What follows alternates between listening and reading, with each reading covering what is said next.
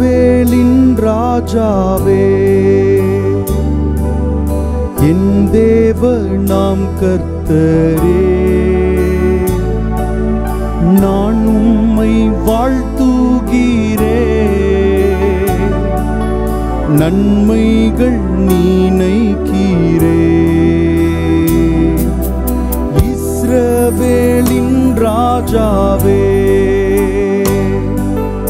என் தேவனாம் கர்த்தரே, நான் உம்மை வாழ்த்துகிறேன், நன்மைகள் நீனைக்கிறேன்.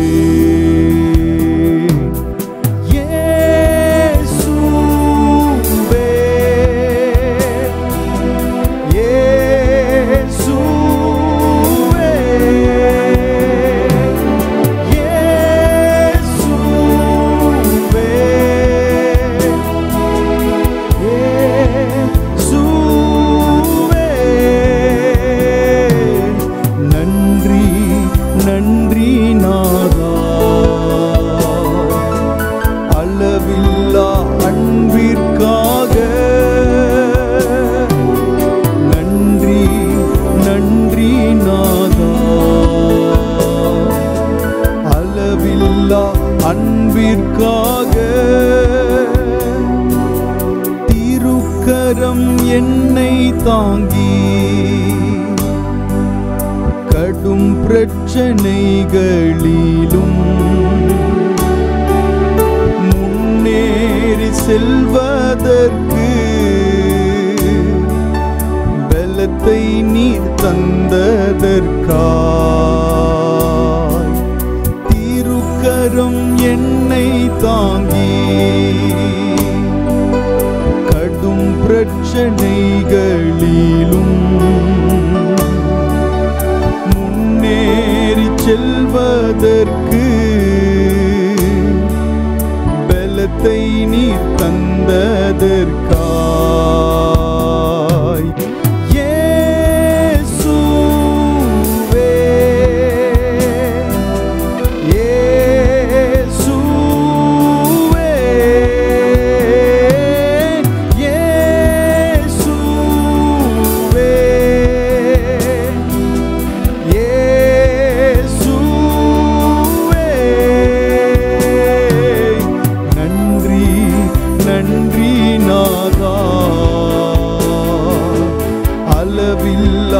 அன்பிற்காக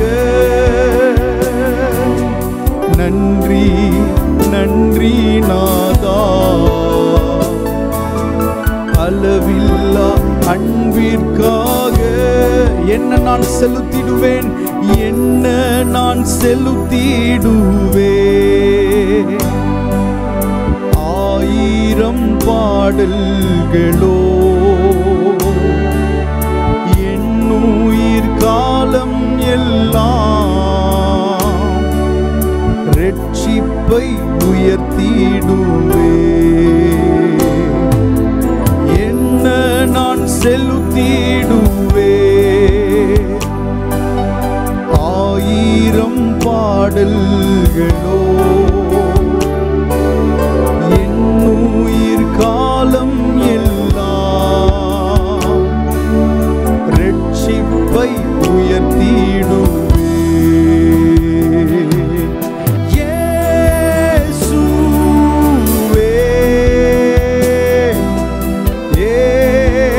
இயேசுவே, இயேசுவே, இயேசுவே, நன்றி நன்றி நாதா, அளவில்லா அன்பிற்காக நன்றி நன்றி நாதா, அளவில்லா அன்பிற்காக. கண்களை மூடின வண்ணமாய் இருதயத்தின் ஆழத்திலிருந்து ஆண்டவருக்கு நன்றி செலுத்துவோமா? ஆமென். ஆண்டவர் நம்முடைய வாழ்க்கையிலே செய்த உபகாரங்கள் ஏராளம். நமக்கு அவர் பாராட்டின அவருடைய கிருபை ஏராளம் ஏராளமானது. இருதயத்தின் ஆழத்தில் இருந்து நல்ல இருதயம் நிறைந்து உளமாற ஆண்டவருக்கு நன்றி செலுத்துவோம். அவர் செய்த நன்மைகள் ஏராளம். அல்லேலூயா. ஓ ஷாந்தலலே மாகனாஷியதே பரஹாந்தலோஸ். Thank you அப்பா. நன்றி செலுத்துகிறோம்.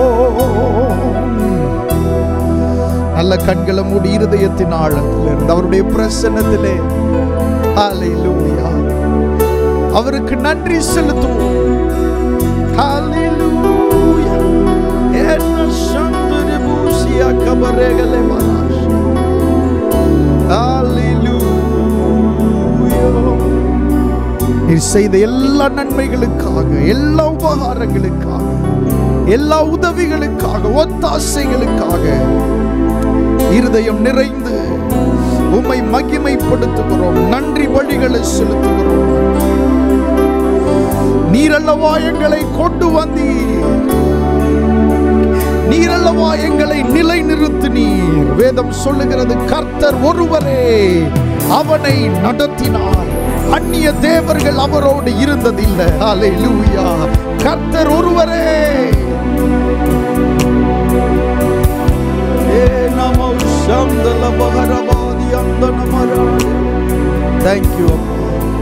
நன்றி செலுத்துகிறோம் ஆண்டவரே. உம்முடைய நல்ல நாமத்தை மகிமைப்படுத்துகிறோம். தொடர்ந்து இந்த ஆராதனை வேளை முழுவதையும் எங்களுக்கு ஆசீர்வதித்து தாரும். இயேசுவின் நாமத்தில் கேட்கிறோம் நல்ல பிதாவே. ஆமென். ஆமென். ஹல்லேலூயா. கர்த்தருடைய நாமம் மகிமைப்படுவதாக. தொடர்ந்து நாம் பாடி ஆண்டவரை மகிமைப்படுத்துவோம். என் சிறுமையை கண்ணோக்கி பார்த்தவர் நீர், என் எளிமையில் கைதூக்க வந்தவர் நீர். துரத்தப்பட்ட என்னை மீண்டும் சேர்த்து கொண்டீர், ஒதுக்கப்பட்ட என்னை பெரிய ஜாதியாய் மாற்றினீர். சேர்ந்து பாடி கர்த்தருடைய நாமத்தை மகிமைப்படுத்துவோம். ஆமென். என் சிறுமையை கண்ணோக்கி பார்த்தவர் நீர். ஆமென்.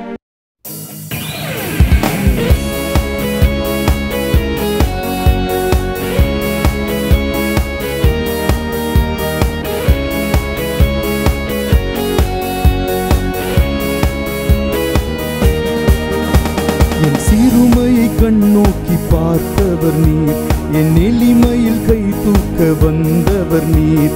என் சிறுமையை கண்ணோக்கி பார்த்தவர் நீர், என் எளிமையில் கை தூக்க வந்தவர் நீர். ஓ துரத்தப்பட்ட என்னை மீண்டும் சேர்த்து கொண்டீர், ஒதுக்கப்பட்ட என்னை பெரிய ஜாதியாய் மாற்றினீர். துரத்தப்பட்ட என்னை மீண்டும் சேர்த்து கொண்டீர், ஒதுக்கப்பட்ட என்னை பெரிய ஜாதியாய் மாற்றினீர். வீலகாயிரோயி என்னை காண்கின்ற தேவன் நீர். வீலகாயிரோயி எங்கள் ஜீவன் நீரூற்று நீர். வீலகாயிரோயி என்னை காண்கின்ற தேவன் நீர். வீலகாயிரோயி எங்கள் ஜீவன் நீரூற்று நீர்.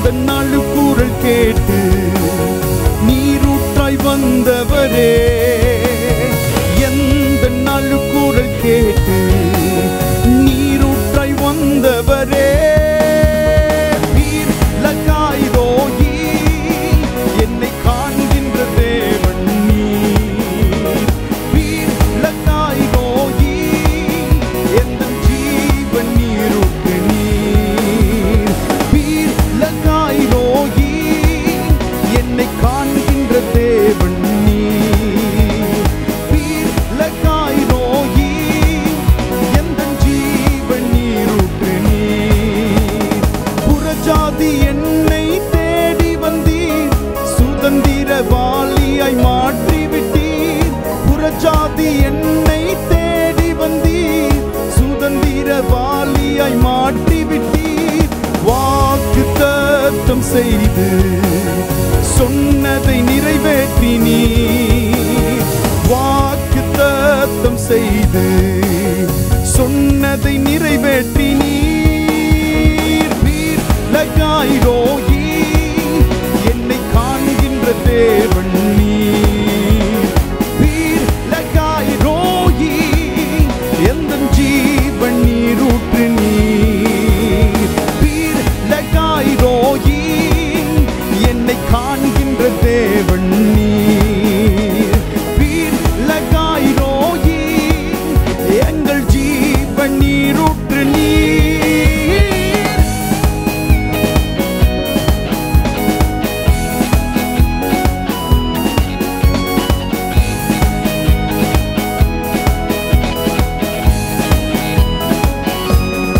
ஓ வனாந்திரம் என் வாழ்வானதே, பாதைகள் எல்லாம் இருளானதே. வனாந்திரம் என் வாழ்வானதே, பாதைகள் எங்கும் இருளானதே. எந்த நலுக்குடல் கேட்டு நீரூற்றாய் வந்தவரே இயேசுவே, எந்த நலுக்குடல் கேட்டு ஓ நீரூற்றாய் வந்த, சொல்லுங்க எந்த நலுக்குடல் கேட்டு, எந்த நலுக்குடல் கேட்டு நீரூற்றாய் வந்தவரே. ஓ எந்த நலுக்குடல் கேட்டு நீரூற்றாய் வந்தவரே. வீர் லகாய் ரோயி, என்னை காண்கின்ற தேவன் நீர். வீர் லகாய் ரோயி, எங்கள் ஜீவன் நீரூற்று நீர். வீர் லகாய் ரோயி, என்னை காண்கின்ற தேவன் நீர். வீர் லகாய் ரோயி, எங்கள் ஜீவன் சிகிட். புறஜாதி புறஜாதி என்னை தேடி வந்தீர், சுதந்திரவாளியாய் மாற்றி விட்டீர்.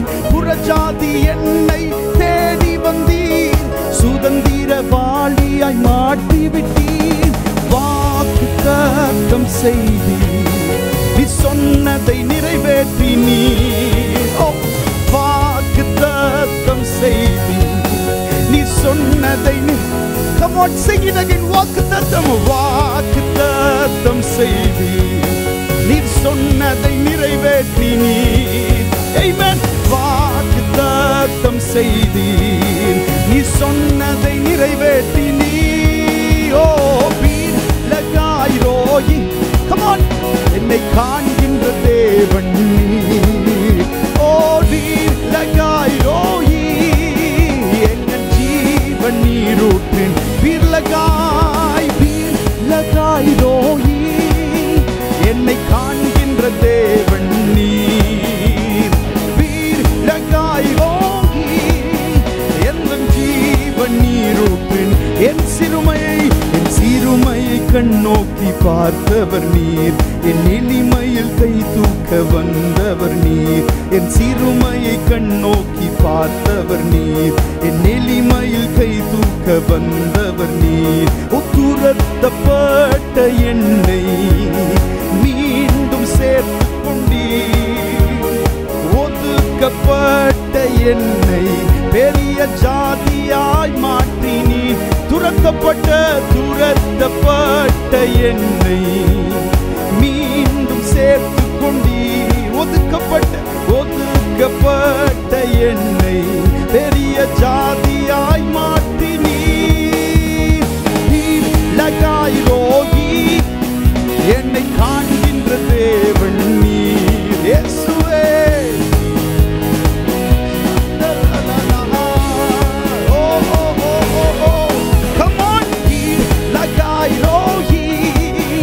என்னை காண்கின்ற தேவன் நீர். வீர் லகாய் ரோயி, எங்கள் ஜீவன் நீரூற்று நீர்.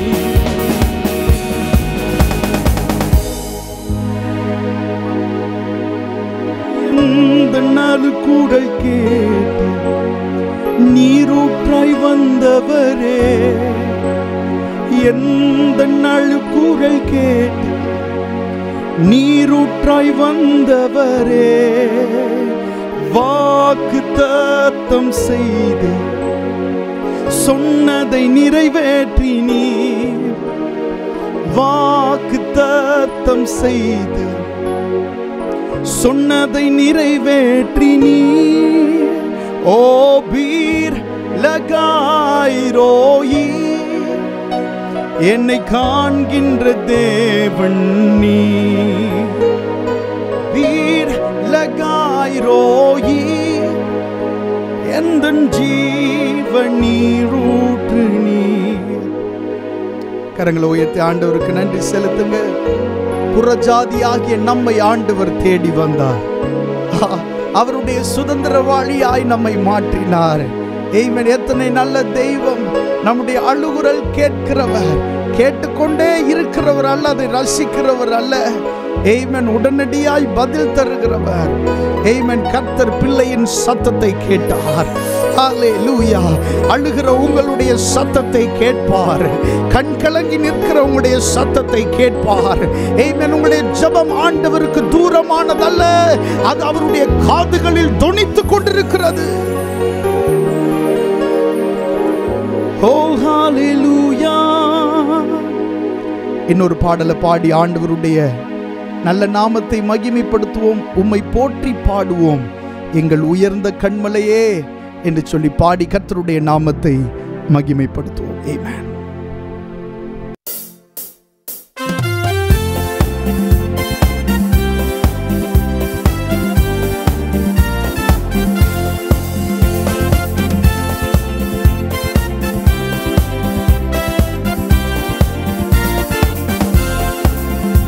உம்மை போற்றி பாடுவோம் எங்கள் உயர்ந்த கண்மலையே, உம்மை போற்றி பாடுவோம் எங்கள் உயர்ந்த கண்மலையே.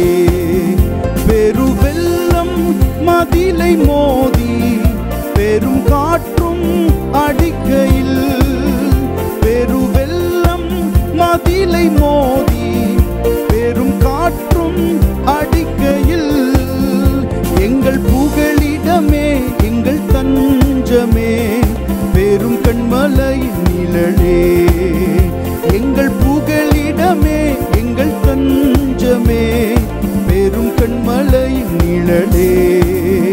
உம்மை போற்றி பாடுவோம் எங்கள் உயர்ந்த கண்மலையே, உம்மை போற்றி பாடுவோம் எங்கள் உயர்ந்த கண்மலையே. செங்கடலும் பிளந்து போகும், யுத்த சேனையும் அமிழ்ந்திடும், செங்கடலும் பிளந்து போகும், யுத்த சேனையும் அமிழ்ந்திடும்.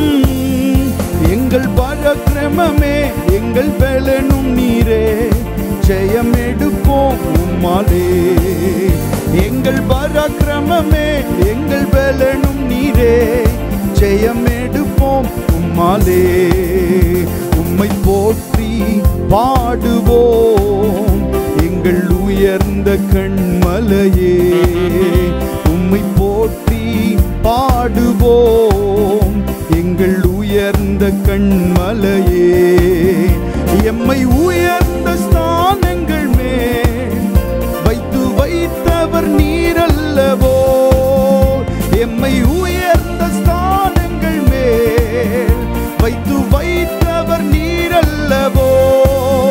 கண்மலை தேனும் வடியும் எண்ணெயும் தருவது நீரல்லவோ, கண்மலை தேனும் வடியும் எண்ணெயும் தருவதும் நீரல்லவோ. உம்மை போற்றி பாடுவோம் எங்கள் உயர்ந்த கண்மலையே, உம்மை போற்றி பாடுவோம் எங்கள் உயர்ந்த கண்மலையே.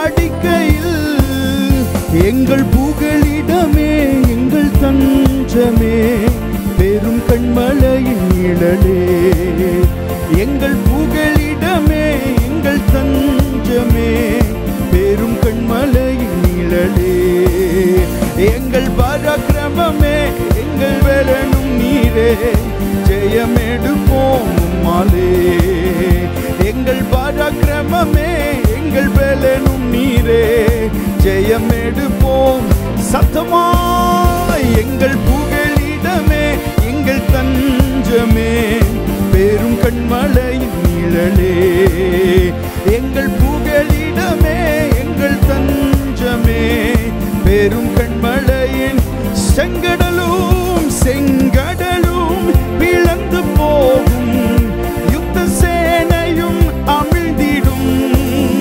செங்கடலும் பிளந்து போகும் யுத்த சேனையும் அமிழ்ந்திடும் எங்கள் பராக்கிரமமே எங்கள் பலனும் நீரே ஜெயமெடுப்போம் உம்மாலே எங்கள் பராக்கிரமமே எங்கள் பலனும் நீரே ஜெயமெடுப்போம் எம்மை உயர்ந்த ஸ்தானங்கள் மேல் வைத்தவர் நீரல்லவோ எம்மை உயர்ந்த ஸ்தானங்கள் மேல் வைத்தவர் நீரல்லவோ கண்மலை தேனும் வடியும் எண்ணெயும் தருபவர் நீரல்லவோ கண்மலை தேனும் வடியும் எண்ணெயும் தருபவர் உம்மை போற்றி பாடுவோம் உம்மை போற்றி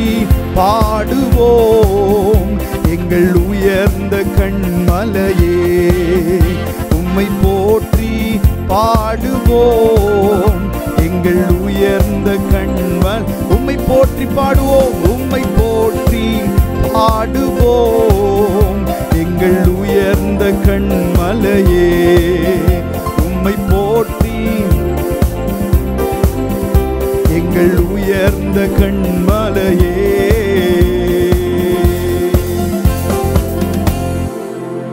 கொடுமையானவர்களின் சீரல் மதிலை மோதியடிக்கிற பெருவெள்ளத்தை போல் இருக்கையில் நீர் ஏழைக்கு பலனும் நெருக்கப்படுகிற எளியவனுக்கு திடனும் பெருவெள்ளத்துக்கு தப்பும் அடைக்கலமும் வெயிலுக்கு ஒதுங்கும் நிழலுமானீர்.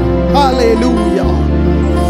பெருவெள்ளத்துக்கு தப்புகிற அடைக்கலம், வெயிலுக்கு ஒதுங்குகிற நிழல்.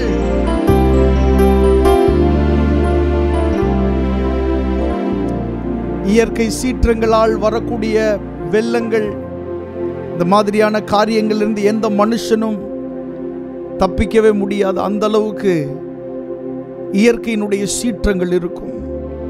வேத வசனம் சொல்லுகிறது, நாம் ஆராதிக்கிற ஆண்டவர் எப்படி இருக்கிறார்? பெருவெள்ளத்துக்கு தப்புகிற அடைக்கலமாயிருக்கிறார். ஹல்லேலூயா. உங்களுடைய வாழ்க்கையில பெருவெள்ளத்தை போல பிரச்சனைகள் உங்களை தொடர்ந்து வரலாம். அப்படிப்பட்ட பிரச்சனையோடு நீங்கள் கவனித்துக் கொண்டிருக்கலாம், ஆராதித்துக் கொண்டிருக்கலாம்.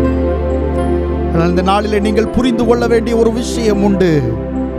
நம்முடைய ஆண்டவர் பெருவெள்ளத்துக்கு தப்புகிற அடைக்கலம். ஹல்லேலூயா. மறைந்து கொள்ளுங்கள், மறைந்து கொள்ளுங்கள். உன்னதமானவரின் மறைவில் இருக்கிறவன் சர்வ வல்லவருடைய நிழலில் தங்குவான். நான் கர்த்தரை நோக்கி, நீர் என் அடைக்கலம், என் கோட்டை, என் தேவன், நான் நம்பி இருக்கிறவர் என்று சொல்லுவேன். பெருவெள்ளம் மதிலை மோதி பெரும் காற்றும் அடிக்கையில், பெருவெள்ளம் மதிலை மோதி பெரும் காற்றும் அடிக்கையில், எங்கள் புகலிடமே எங்கள் தஞ்சமே, பெரும் கண்மலையின் நிழலே, எங்கள் புகலிடமே எங்கள் தஞ்சமே. இயேசுவை தவிர வேற வழியே இல்ல, இயேசுவை தவிர வேற வழியே இல்ல. There is no hope. இயேசுவை தவிர ஒரு வழி இல்லை, ஒரு நம்பிக்கை இல்லை.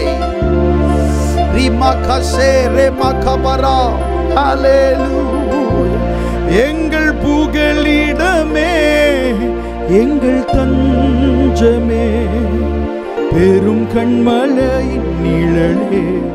சத்தமாய் எங்கள் புகலிடமே, எங்கள் தஞ்சமே, பெரும் கண்மலையின் நிழலே. உம்மை போற்றி பாடுவோம் எங்கள் உயர்ந்த கண்மலையே. உம்மை போற்றி பாடுவோம் எங்கள் உயர்ந்த கண்மலையே. இயேசு கிறிஸ்துவின் இடத்திலே நீங்கள் அடைக்கலமாய் வந்தால் உங்களை சுற்றி பிரச்சனைகள் எல்லாம் உங்களை மோதுகிறத நீங்க நல்லா பார்க்க முடியும். ஆனா எதுவும் உங்களை அணுகாது. ஹல்லேலூயா. உன் பக்கத்தில் 1000 பேரும் உன் வலதுபுறத்தில் 10,000 பேர் விழுந்தாலும் அது உன்னை அணுகாது என்று ஆண்டவருடைய வசனம் சொல்லுகிறது. மட்டுமல்ல, உன் கண்களால் மாத்திரம் பார்த்து துன்மார்க்கருக்கு வரும் பலனை காண்பாய். ஹல்லேலூயா. உன் செய்கைக்கு தக்க பலனை கர்த்தர் உனக்கு கட்டளையிடுவாராக. இஸ்ரவேலின் தேவனாகிய கர்த்தருடைய செட்டைகளின் கீழ் அடைக்கலமாய் வந்த உனக்கு அவராலே நிறைவான பலன் கிடைப்பதாக. நிறைவான பலன் ஏசப்பா கிட்ட வந்ததுனால, அவருடைய செட்டைகளின் கீழ் அடைக்கலம் புகுந்ததுனால. ஹல்லேலூயா. Thank you அப்பா. இன்னொரு பாடலை பாடி ஆண்டவருடைய நாமத்தை மகிமைப்படுத்துவோம். துதி பலியை செலுத்த வந்தோம் ஏசையா, உம்மை ஆராதிக்க கூடி வந்தோம் ஏசையா. நீர் நல்லவர், சர்வ வல்லவர், இந்த உலகை ஆளும் தெய்வம் நீரே என்று பாடி ஆண்டவருடைய நாமத்தை மகிமைப்படுத்துவோம். ஆமென்.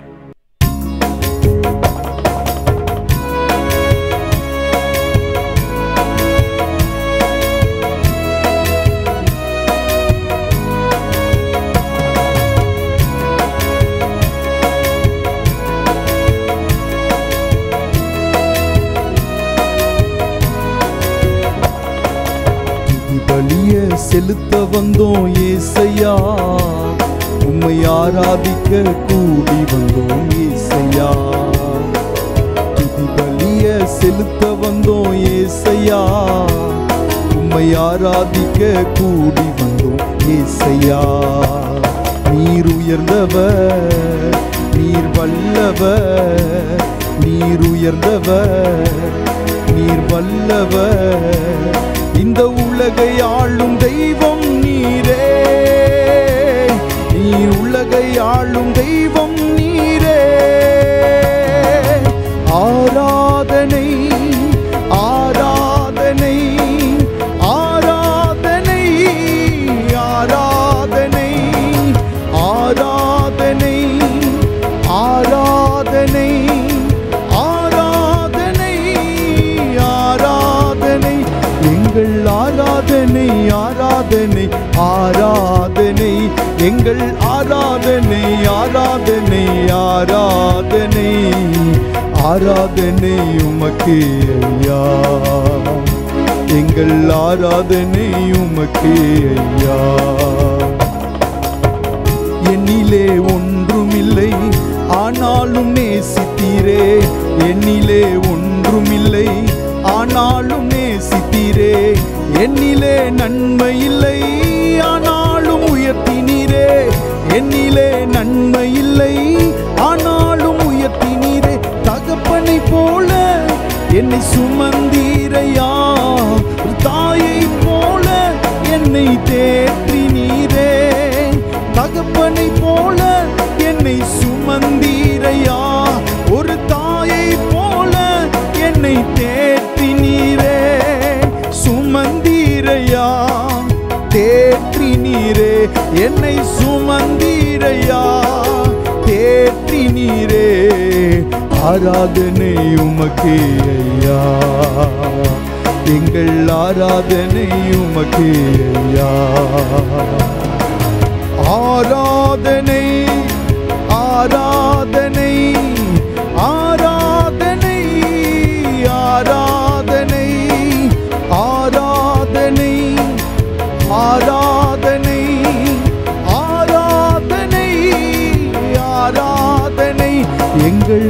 ஆராதனை ஆராதனை ஆராதனை எங்கள் ஆராதனை ஆராதனை ஆராதனை ஆராதனை உமக்கே ஐயா எங்கள் ஆராதனை உமக்கே ஐயா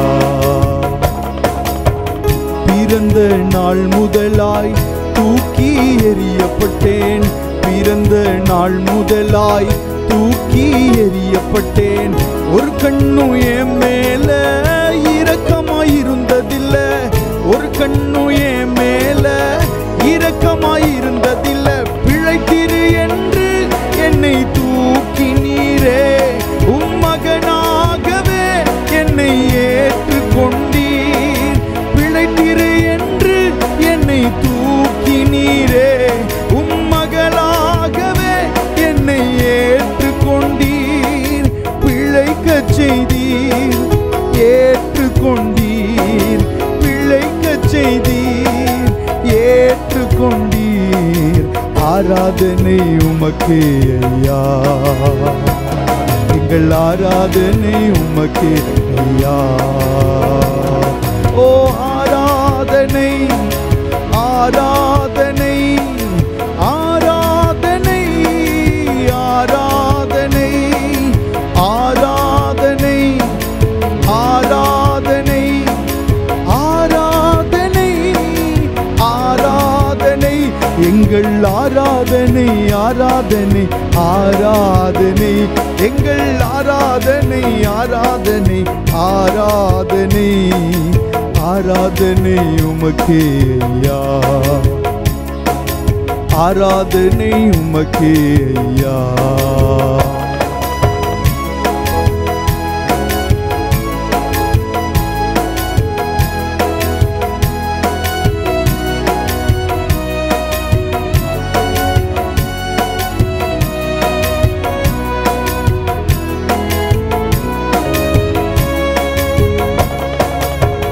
உமது இரக்கத்திற்கு முடிவே இல்லையப்பா உமது இரக்கத்திற்கு முடிவே இல்லையப்பா உமது அன்பிற்கு அளவே இல்லையப்பா உமது அன்பிற்கு அளவே இல்லையப்பா உமது காருண்யம் என்னை பெரியவனாய் உயரத்திலே நிறுத்தியதே உமது காருண்யம் என்னை பெரியவனாய் உயரத்திலே என்னை நிறுத்தியதே உயரத்திலே நிறுத்தியதே உயரத்திலே நிறுத்தியதே ஆராதனை உமக்கே ஐயா எங்கள் ஆராதனை உமக்கே ஐயா ஆராதனை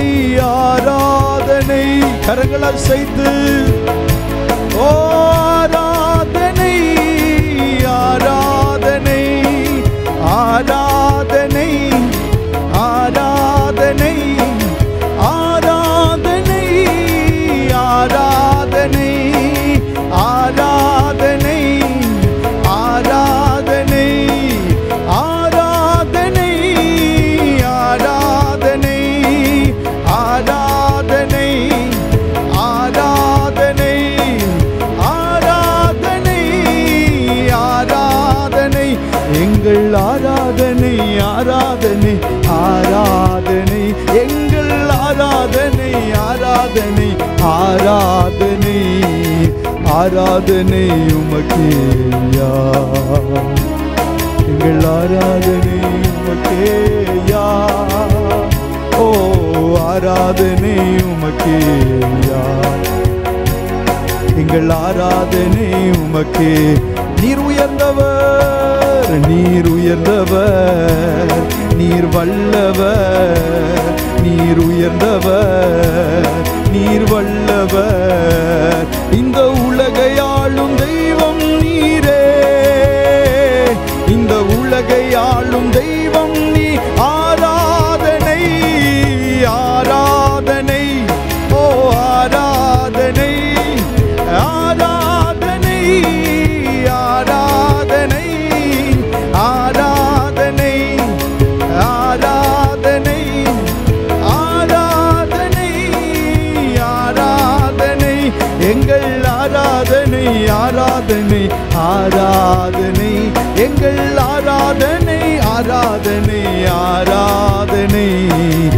ஆராதனை உமக்கே,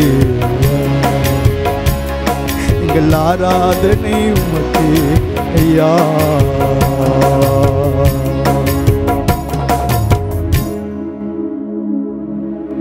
ஹல்லேலூயா. ஆண்டவர் ஆபிரகாமை பார்த்து சொன்னார், எனக்கு முன்பாக நடந்து கொண்டு உத்தமனாயிரு. இந்த வார்த்தையை ஆண்டவர் ஆபிரகாமிடத்திலே சொல்லும்போது அவனுக்கு ஏறக்குறைய 99 வயது. பல வருடங்களுக்கு அப்புறமாக ஆண்டவர் ஆபிரகாமிடத்திலே அந்த வார்த்தையை பேசினார். எனக்கு முன்பாக நடந்து கொண்டு உத்தமனாயிரு.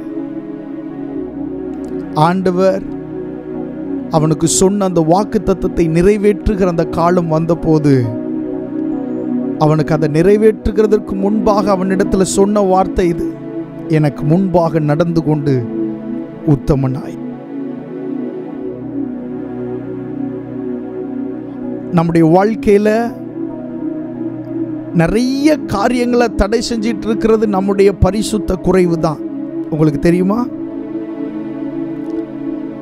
நிறைய ஆசீர்வாதங்கள் உங்க பக்கத்துல, ஆவிக்குரிய கண்களில் பார்த்தீங்கன்னா உங்க பக்கத்தில் உங்களை நெருக்கி நிற்குது. பட் யூ cannot அதை நீங்க சுதந்தரிக்க முடியல. Reason, listen this. வேதம் சொல்லுகிறது, இன்னைக்கு உங்களை பரிசுத்தம் பண்ணி கொள்ளுங்கள், நாளைக்கு கர்த்தர் உங்கள் நடுவில் அற்புதங்களை செய்வார். ஒரு பரிசுத்தம் இல்லாத ஒரு மனுஷனிடத்தில் ஆண்டவர் தம்முடைய கிரியைகளை வெளிப்படுத்த முடியாது. நம்ம பரிசுத்தமாகணும்னு ஆண்டவர் விரும்புகிறார். கண்களை மூடி இருதயத்தின் ஆழத்திலிருந்து வாய்களை திறந்து சொல்லுங்க, ஆண்டவர் என்னை பரிசுத்தமாக்கும், என்னை கழுவும். ஹல்லேலூயா. என்னை கழுவும். ஹல்லேலூயா. என்னை கழுவும். யாலமாசே மரோசி கட்டபயாஸ் யாலயா சுடமயந்தயா. வாய்களை திறந்து சொல்லுங்க, ஆண்டவருடைய சமூகத்தில், ஆண்டவரே என்னை கழுவும். ஹல்லேலூயா. என்னை கழுவும், என்னை கழுவும், என்னை கழுவும். இலாமாசி அபராஹம் தலாராசி கேரஹலேசியாத் எலா பருஸ் பஹாண்டா யாலாலாசி. ஹல்லேலூயா. வாய்களை திறந்து சொல்லுங்க, ஆண்டவரே என்னை கழுவும், என்னை கழுவும். ஹல்லேலூயா. இலபரோஸ் அந்தலபராகனாசியாதா. தவறான வழிகளிலே நடந்த உங்களுடைய பாதங்களை இயேசு கிறிஸ்து கழுவுகிறார். ஆமென். இயேசு கிறிஸ்து ஒரு பாத்திரத்தில் தண்ணீர் எடுத்து சீஷர்களுடைய கால்களை அவர் கழுவினார். பேதுரு சொன்னா, என்னை முழுசா கழுவுங்க. நோ, உன் கால்களை கழுவுனா போதும். அர்த்தம் என்ன? நீ போற பாதையிலிருந்து உன்னை விலக்கி உன் காலை கழுவுனாலே போதும். நீ போகிற தவறான பாதையிலிருந்து நீ சரியான பாதையில போனாலே போதும். ஹல்லேலூயா. ஓ ஷாலா கதேரே மாகானா ஹம்தரா ஷிகதாயா ஹீபா கமரோ சம்தராஸ். தவறான வழிகளில் நடக்கிற பாதங்களை இயேசு கிறிஸ்து கழுவுகிறார். அப்படிப்பட்ட கால்கள் கழுவப்படுகிறது. யா காலா சேமரோஸ் மாண்டேலே பராகனா சப்துடா பராஸ் லேகேடே ஹேலே பராக் ஈகனா சம்தரபா கனதியாலரா. ஹல்லேலூயா.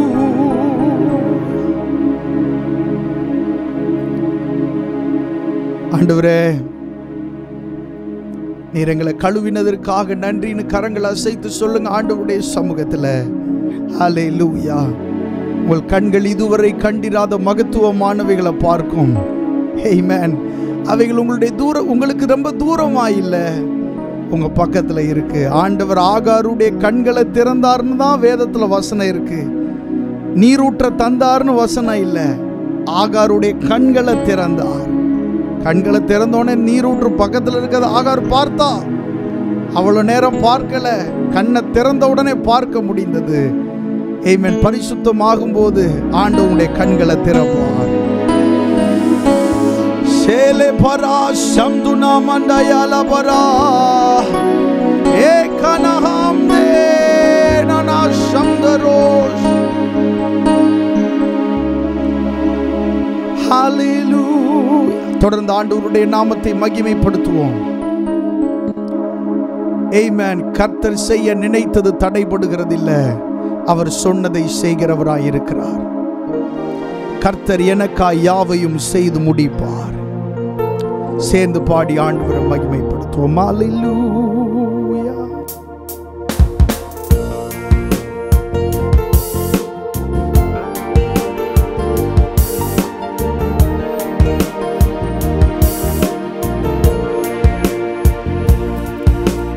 கர்த்தர் எனக்காய் யாவையும் செய்து முடிப்பார். கர்த்தர் எனக்காய் யாவையும் செய்து முடிப்பார். கர்த்தர் எனக்காய் யாவையும் செய்து முடிப்பார். கர்த்தர் எனக்காய் யாவையும் செய்து முடிப்பார். சொன்னதை செய்யும் வரை அவர் என்னை கைவிடுவதில்லை. சொன்னதை செய்யும் வரை அவர் என்னை கைவிடுவதில்லை. கர்த்தர் எனக்காய், கர்த்தர் எனக்காய் யாவையும் செய்து முடிப்பார். கர்த்தர் எனக்காய், கர்த்தர் எனக்காய் மலைகளை பெயர்ப்பாரே.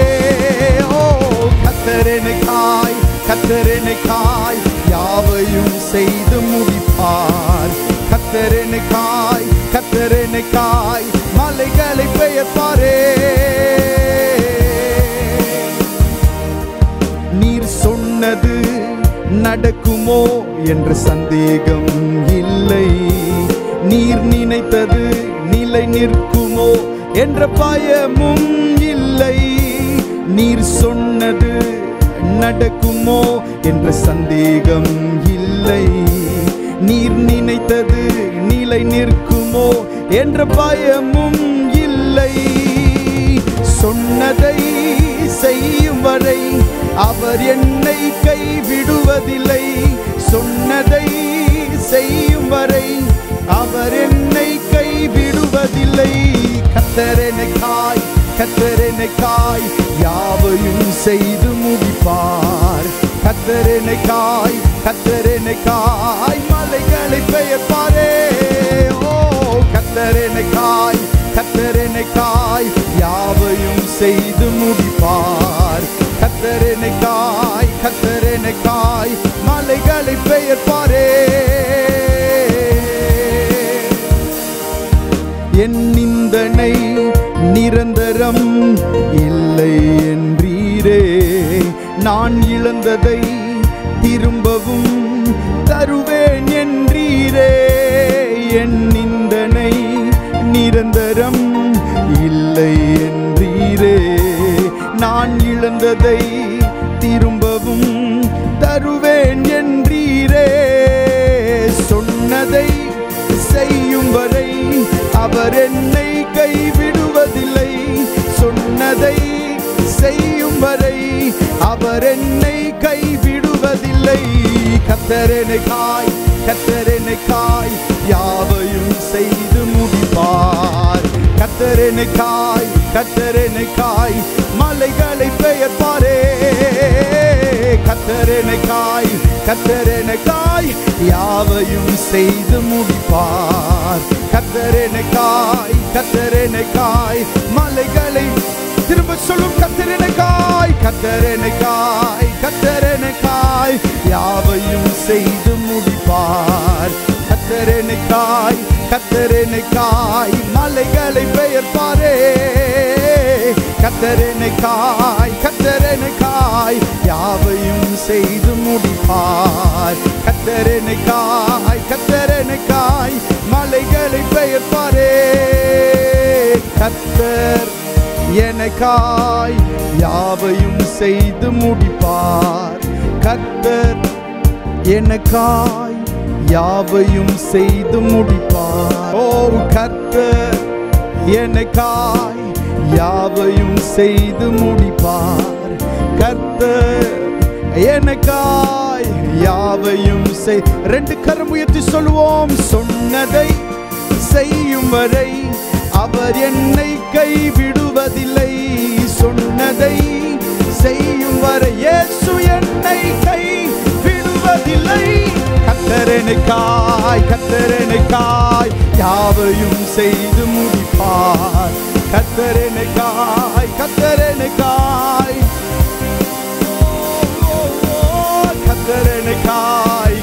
எனக்காய் யாவையும் செய்து முடிப்பார். கர்த்தர் எனக்காய் மலைகளை பெயர்ப்பாரே.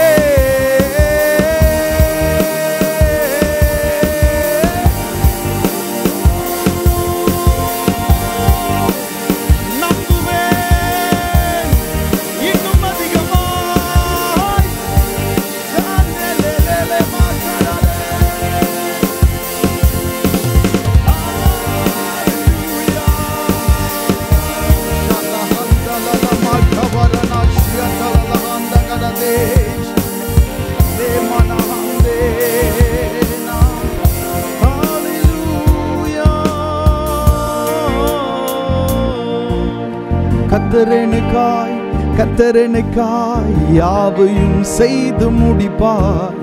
கர்த்தர் எனக்காய் மலைகளை பெயர்ப்பாரே. ஓ கர்த்தர் எனக்காய் யாவையும் விசுவாசத்தோட ஆமென். ஹalleluya.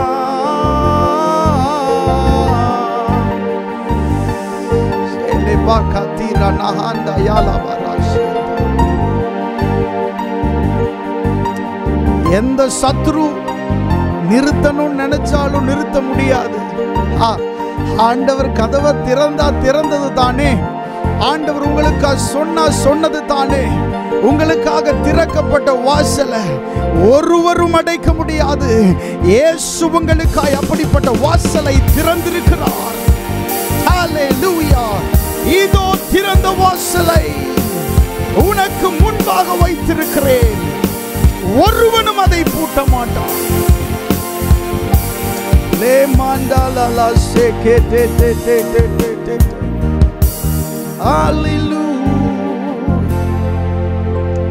பரிசுத்த ஆவியானவரே நன்றி செலுத்துகிறோம். ஆராதனை வேளையிலே வல்லமையோடு எங்கள் நடுவிலே நீர் இடைப்பட்டதற்காக ஸ்தோத்திரம். ஆண்டவரே, அநேகருடைய உள்ளங்களை நீர் தேற்றினதற்காக ஸ்தோத்திரம். அநேகரோடு தீர்க்க தரிசனமாய் நீர் பேசினதற்காக ஸ்தோத்திரம். ஆண்டவரே, பாதைகளை செவ்வை பண்ணினதற்காக ஸ்தோத்திரம். புதிய பாதைகளை திறந்ததற்காக ஸ்தோத்திரம். ஆராதனையினுடைய மீதியான பகுதிகளை ஆசீர்வதித்து தரணுமே. பெரிய காரியங்களை செய்யணுமே. மகிமை அனைத்தையும் நீர் எடுத்துக் கொள்ளணுமே. ஆசீர்வதிங்கப்பா. இயேசுவின் நாமத்தில் கேட்கிறோம் நல்ல பிதாவே. ஆமென், ஆமென். கர்த்தருடைய நாமம் மகிமைப்படுவதாக. வாசிக்கும்படியாய் தெரிந்து கொண்ட சங்கீத பகுதி 33வது சங்கீதம் நாம் வாசிக்கலாம். சங்கீதங்களின் புஸ்தகம் 33. ஆமென். நீதிமான்களே, கர்த்தருக்குள் கலிகூறுங்கள். துதி செய்வது செம்மையானவர்களுக்கு தகும். சுரமண்டலத்தினால் கர்த்தரை துதித்து 10 நரம்பு வீணையினாலும் அவரை கீர்த்தனம் பண்ணுங்கள். அவருக்கு புதுப்பாட்டை பாடுங்கள். ஆனந்த சத்தத்தோடே வாத்தியங்களை நேர்த்தியாய் வாசியுங்கள். கர்த்தருடைய வார்த்தை உத்தமமும் அவருடைய செய்கையெல்லாம் சத்தியமுமாயிருக்கிறது. அவர் நீதியிலும் நியாயத்திலும் பிரியப்படுகிறார். பூமி கர்த்தருடைய காருண்யத்தினால் நிறைந்திருக்கிறது. கர்த்தருடைய வார்த்தையினால் வானங்களும் அவருடைய வாயின் சுவாசத்தினால் அவைகளின் சர்வசேனையும் உண்டாக்கப்பட்டது. அவர் சமுத்திர ஜலங்களை குவியலாக சேர்த்து ஆழமான ஜலங்களை பொக்கிஷ வைப்பாக வைக்கிறார். பூமியெல்லாம் கர்த்தருக்கு பயப்படுவதாக. உலகத்திலுள்ள குடிகளெல்லாம் அவருக்கு அஞ்சி இருப்பதாக. அவர் சொல்ல ஆகும், அவர் கட்டளையிட நிற்கும். கர்த்தர் ஜாதிகளின் ஆலோசனையை விருதாவாக்கி ஜனங்களுடைய நினைவுகளை அவமாக்குகிறார். கர்த்தருடைய ஆலோசனை நித்திய காலமாகவும் அவருடைய இருதயத்தின் நினைவுகள் தலைமுறை தலைமுறையாகவும் நிற்கும். கர்த்தரை தங்களுக்கு தெய்வமாக கொண்ட ஜாதியும் அவர் தமக்கு சுதந்திரமாக தெரிந்து கொண்ட ஜனமும் பாக்கியம் உள்ளது. கர்த்தர் வானத்திலிருந்து நோக்கி பார்த்து எல்லா மனுபுத்திரரையும் காண்கிறார். தாம் வாசமாயிருக்கிற ஸ்தானத்திலிருந்து பூமியின் குடிகள் எல்லார் மேலும் கண்ணோக்கமாயிருக்கிறார். அவர்களுடைய இருதயங்களை எல்லாம் அவர் உருவாக்கி அவர்கள் செய்கைகளை எல்லாம் கவனித்திருக்கிறார். எந்த ராஜாவும் தன் சேனையின் மிகுதியால் இரட்சிக்கப்படான், சௌரியவானும் தன் பலத்தின் மிகுதியால் தப்பான். இரட்சிக்கிறதற்கு குதிரை விருதா, அது தன் மிகுந்த வீரியத்தால் தப்புவியாது. தமக்கு பயந்து தமது கிருபைக்கு காத்திருக்கிறவர்களின் ஆத்துமாக்களை மரணத்திற்கு விலக்கி விடுவிக்கவும் பஞ்சத்தில் அவர்களை உயிரோடே காக்கவும் கர்த்தருடைய கண் அவர்கள் மேல் நோக்கமாயிருக்கிறது. நம்முடைய ஆத்துமா கர்த்தருக்கு காத்திருக்கிறது. அவரே நமக்கு துணையும் நமக்கு கேடகமுமானவர். அவருடைய பரிசுத்த நாமத்தை நாம் நம்பியிருக்கிறபடியால் நம்முடைய இருதயம் அவருக்குள் களிகூரும். கர்த்தாவே, நாங்கள் உம்மை நம்பியிருக்கிறபடியே உமது கிருபை எங்கள் மேல் இருப்பதாக. ஆமென். கர்த்தருடைய நாமம் மகிமைப்படுவதாக. நாம் தொடர்ந்து தேவனுடைய வார்த்தைக்கு நேராய் கடந்து செல்வோம். கடந்த 3 வாரங்களும் இருதயம் என்கிற தலைப்பிலிருந்து நாம் அநேக காரியங்களை வேதத்தின் மூலமாக நாம் கற்றுக்கொண்டோம். நம்முடைய இருதயம் எப்படி புதுமையாக்கப்பட வேண்டும், எப்படியெல்லாம் ஆண்டவருக்கு கீழ்ப்படிய வேண்டும் என்பதை பற்றி கடந்த வாரங்களிலே ஆண்டவர் நம்மோடு இடைப்பட்டார். விசேஷமாக லாஸ்ட் வீக், கடந்த வாரத்தில் நம்ம கர்த்தருடைய வார்த்தையை தியானிக்கும் போது ஒரு மனுஷனுடைய இருதயம் மாற்றப்பட்டால் என்ன மாதிரியான அற்புதங்கள் அவனுடைய வாழ்க்கையில் நடைபெறும் என்கிறதை குறித்து சாமுவேல் மற்றும் சவுல் சம்பந்தப்பட்ட காரியங்களை வைத்து நாம் தேவனுடைய வார்த்தையை தியானித்தோம். கர்த்தருடைய நாமம் மகிமைப்படுவதாக. இன்றைக்கும் பிலேமோன் நிருபத்திலிருந்து நாம் தேவனுடைய வார்த்தையை தியானிக்க போகிறோம். புதிய ஏற்பாட்டில் இருக்கிற சிறிய நிருபங்களில் இதுவும் ஒன்று. இந்த நிருபத்தின் மூலமாக அநேக காரியங்களை நம்ம தியானிக்க போகிறோம். இந்த பிரசங்கத்தினுடைய தலைப்பே என்ன அப்படின்னா, சிறு நிருபத்திற்குள் அடங்கிய 1000 அர்த்தங்கள். அதைத்தான் இந்த செய்திக்கு தலைப்பாக நாம் வைக்க முடியும். சிறு நிருபத்திற்குள், சின்ன நிருபந்தான், சின்ன ஒரு கடிதம் தான். இந்த கடிதத்திற்குள் அடங்கிய 1000 அர்த்தங்கள் அல்லது 1000 வெளிப்பாடுகள் என்கிற தலைப்பில் நம்ம தேவனுடைய வார்த்தையை தியானிக்க போகிறோம். முதலாவது, இந்த நிருபத்தை பற்றின ஒரு முகவுரையை உங்களுக்கு நான் சொல்ல விரும்புகிறேன். அப்போஸ்தலனாகிய பவுல் சிறைச்சாலையில் இருக்கும்போது பிலேமோன் அப்படின்னு சொல்கிற தன்னுடைய உடன் வேலையாள், கிறிஸ்துவுக்குள் தன்னுடைய உடன் வேலையாளுக்கு இந்த நிருபத்தை எழுதுகிறார். ஒரு தனி மனிதனுக்கு எழுதும்போது அது கடிதம், ஒரு கூட்டமாக எழுதும்போது அது நிருபம். ஆனால் இவர் ஒரு தனி மனிதனுக்கு ஒரு நிருபத்தை எழுதுகிறதற்கான காரணம் என்னவென்று சொன்னால், இந்த பிலேமோனுடைய வீட்டிலே ஒரு சபை நடந்து கொண்டிருந்தது. அந்த பட்டணம் வந்து கொலோசே பட்டணம். நம்ம வேதத்தில் வாசிக்கிறோம்ல, கொலோசியருக்கு எழுதின நிருபம் அப்படின்னு. அந்த கொலோசே சபை இந்த பிலேமோனுடைய வீட்டில் தான் நடந்து கொண்டிருந்தது. இவனுடைய வீட்டில் நடந்து கொண்டிருந்த ஒரு சபை. ஸோ பிலேமோனுக்கு எழுதும்போது ஒரு சபைக்காக, ஒரு கூட்டத்திற்காக ஒரு நிருபமாகவே எழுதுகிறதை நாம் இங்கே பார்க்கிறோம். அது மட்டுமல்ல, இந்த நிருபத்திலே 3 முக்கியமான நபர்கள் இருக்கிறார்கள். பொதுவாக நாம் மற்ற நிருபங்கள் எல்லாம் வாசிக்கும் போது நிறைய முக்கியமான மனிதருடைய பெயர்கள் சொல்லப்பட்டு இருக்கும், அவர்களுடைய காரியங்களை பற்றியெல்லாம் அங்கே டிஸ்கஸ் பண்ணப்பட்டிருக்கும். பட் இந்த நிருபத்தில் 3 மனிதர்கள் தான் ரொம்ப முக்கியமாக சொல்லப்பட்டிருக்கிறார்கள். 1 அப்போஸ்தலனாகிய பவுல், 2 பிலேமோன் என்கிறதான அந்த மனுஷன், 3வது ஒனேசிமு என்கிற மனுஷன். இந்த 3 நபர்கள் தான் இந்த நிருபத்தில் முக்கியமானவர்களாக இருக்கிறார்கள். அது மட்டுமல்ல, பவுல் இந்த நிருபத்தை எழுதினதனுடைய நோக்கம் என்னவென்று சொன்னால், ஒரு கடிதம் எழுதும்போது ஒரு நோக்கம் இருக்கும். அதுபோல் இந்த நிருபத்தை பவுல் எழுதும்போது அவருடைய நோக்கம் என்னவென்று சொன்னால், முதலாவது பிலமோனுடைய வீட்டிலே கூடி வருகிற சபையை விசாரிக்கவும், இரண்டாவது இந்த பிலமோன் பரிசுத்தவான்கள் மேல் மிகவும் அன்புடையவராக, தேவன் மேல் அன்பும் விசுவாசம் உடையவராக இவர் காணப்பட்டதினாலே அவருடைய அன்பை பாராட்டியும், மூன்றாவது ஒனேசிமு என்கிற ஒருவனுக்காகவும் இந்த நிருபத்தை எழுதுகிறார். பவுல் ஏன் இந்த நிருபத்தை எழுதுறாரு? முதலாவது, இந்த பிலமோனுடைய வீட்டில் நடைபெறுகிற சபையை விசாரிக்கணும். இரண்டாவது நோக்கம் என்ன? அவனுடைய அன்பும் அவனுடைய விசுவாசத்தையும் பார்த்து பாராட்டுவதற்கு. மூன்றாவது நோக்கம் என்னன்னா, ஒனேசிமு அப்படின்ற இந்த மனுஷனுக்காகவும் இந்த நிருபத்தை எழுதுகிறார். இந்த ஒனேசிமை பற்றி தான் இன்றைக்கு நம்ம அதிகமாக தியானிக்க போகிறோம். நான் முகவுரையாக இதையெல்லாம் உங்களுக்கு சொல்லிக் கொண்டிருக்கிறேன். முதலாவதாக, இந்த நிருபத்தில் சொல்லப்பட்டிருக்கிற இந்த மூன்று முக்கியமான நபர்கள், நான் ஏற்கனவே சொன்னது போல பிலமோன் நிருபத்தில் மூன்று முக்கியமான நபர்கள். ஒன்று அப்போஸ்தலனாகிய பவுல், இரண்டாவது பிலமோன், மூன்றாவது ஒனேசிமு. நன்றாக இதை நீங்கள் மனதில் வைத்துக் கொள்ளுங்கள். இந்த மூன்று மனிதர்களுடைய குணாதிசயத்தை குறித்து நாம் தியானிக்க போகிறோம். இவருடைய குணங்கள். முதலாவது அப்போஸ்தலனாகிய பவுல். இவரை பற்றி நமக்கு தெரியும். நிறைய இடங்களுக்கு, புறஜாதிகளுக்கு இயேசு கிறிஸ்துவின் அன்பை கொண்டு செல்லுகிறவர், அநேகருக்கு இயேசு கிறிஸ்துவை பிரசங்கித்தவர், பட்டணங்களாக போய் சபைகளை ஸ்தாபித்தவர் அப்படின்னு சொல்லி பவுலுக்கு பல்வேறு முகங்கள் இருந்தாலும், இந்த நிருபத்திலே அப்போஸ்தலனாகிய பவுலை ஆவியானவர் காண்பிக்கிற அந்த விதம் வித்தியாசமானதாக இருக்கிறது. ஸோ அதனால முதலாவது அப்போஸ்தலனாகிய பவுலை குறித்து நாம் இந்த நிருபத்தில் தியானிப்போம். வாசிக்கலாம். பிலமோன், அந்த முதல் அதிகாரம், ஒரு அதிகாரம் தான் இருக்கு. அந்த அதிகாரத்தின் முதல் வசனம், பிலமோன் 1:1 வாசிக்கலாம். கிறிஸ்து இயேசுவின் நிமித்தம் கட்டப்பட்டவனாயிருக்கிற பவுலும் சகோதரனாகிய தீமோத்தேயுவும் எங்களுக்கு பிரியமுள்ளவனும் உடன் வேலையாளுமாயிருக்கிற பிலமோனுக்கும் அப்படின்னு எழுதப்பட்டிருக்கு. அது வரைக்கும் போதும். பாருங்க, இந்த வசனத்தில் என்ன போட்டிருக்கு? கிறிஸ்து இயேசுவின் நிமித்தம் கட்டப்பட்டவனாயிருக்கிற பவுல் அப்படின்னு எழுதப்பட்டிருக்கிறது.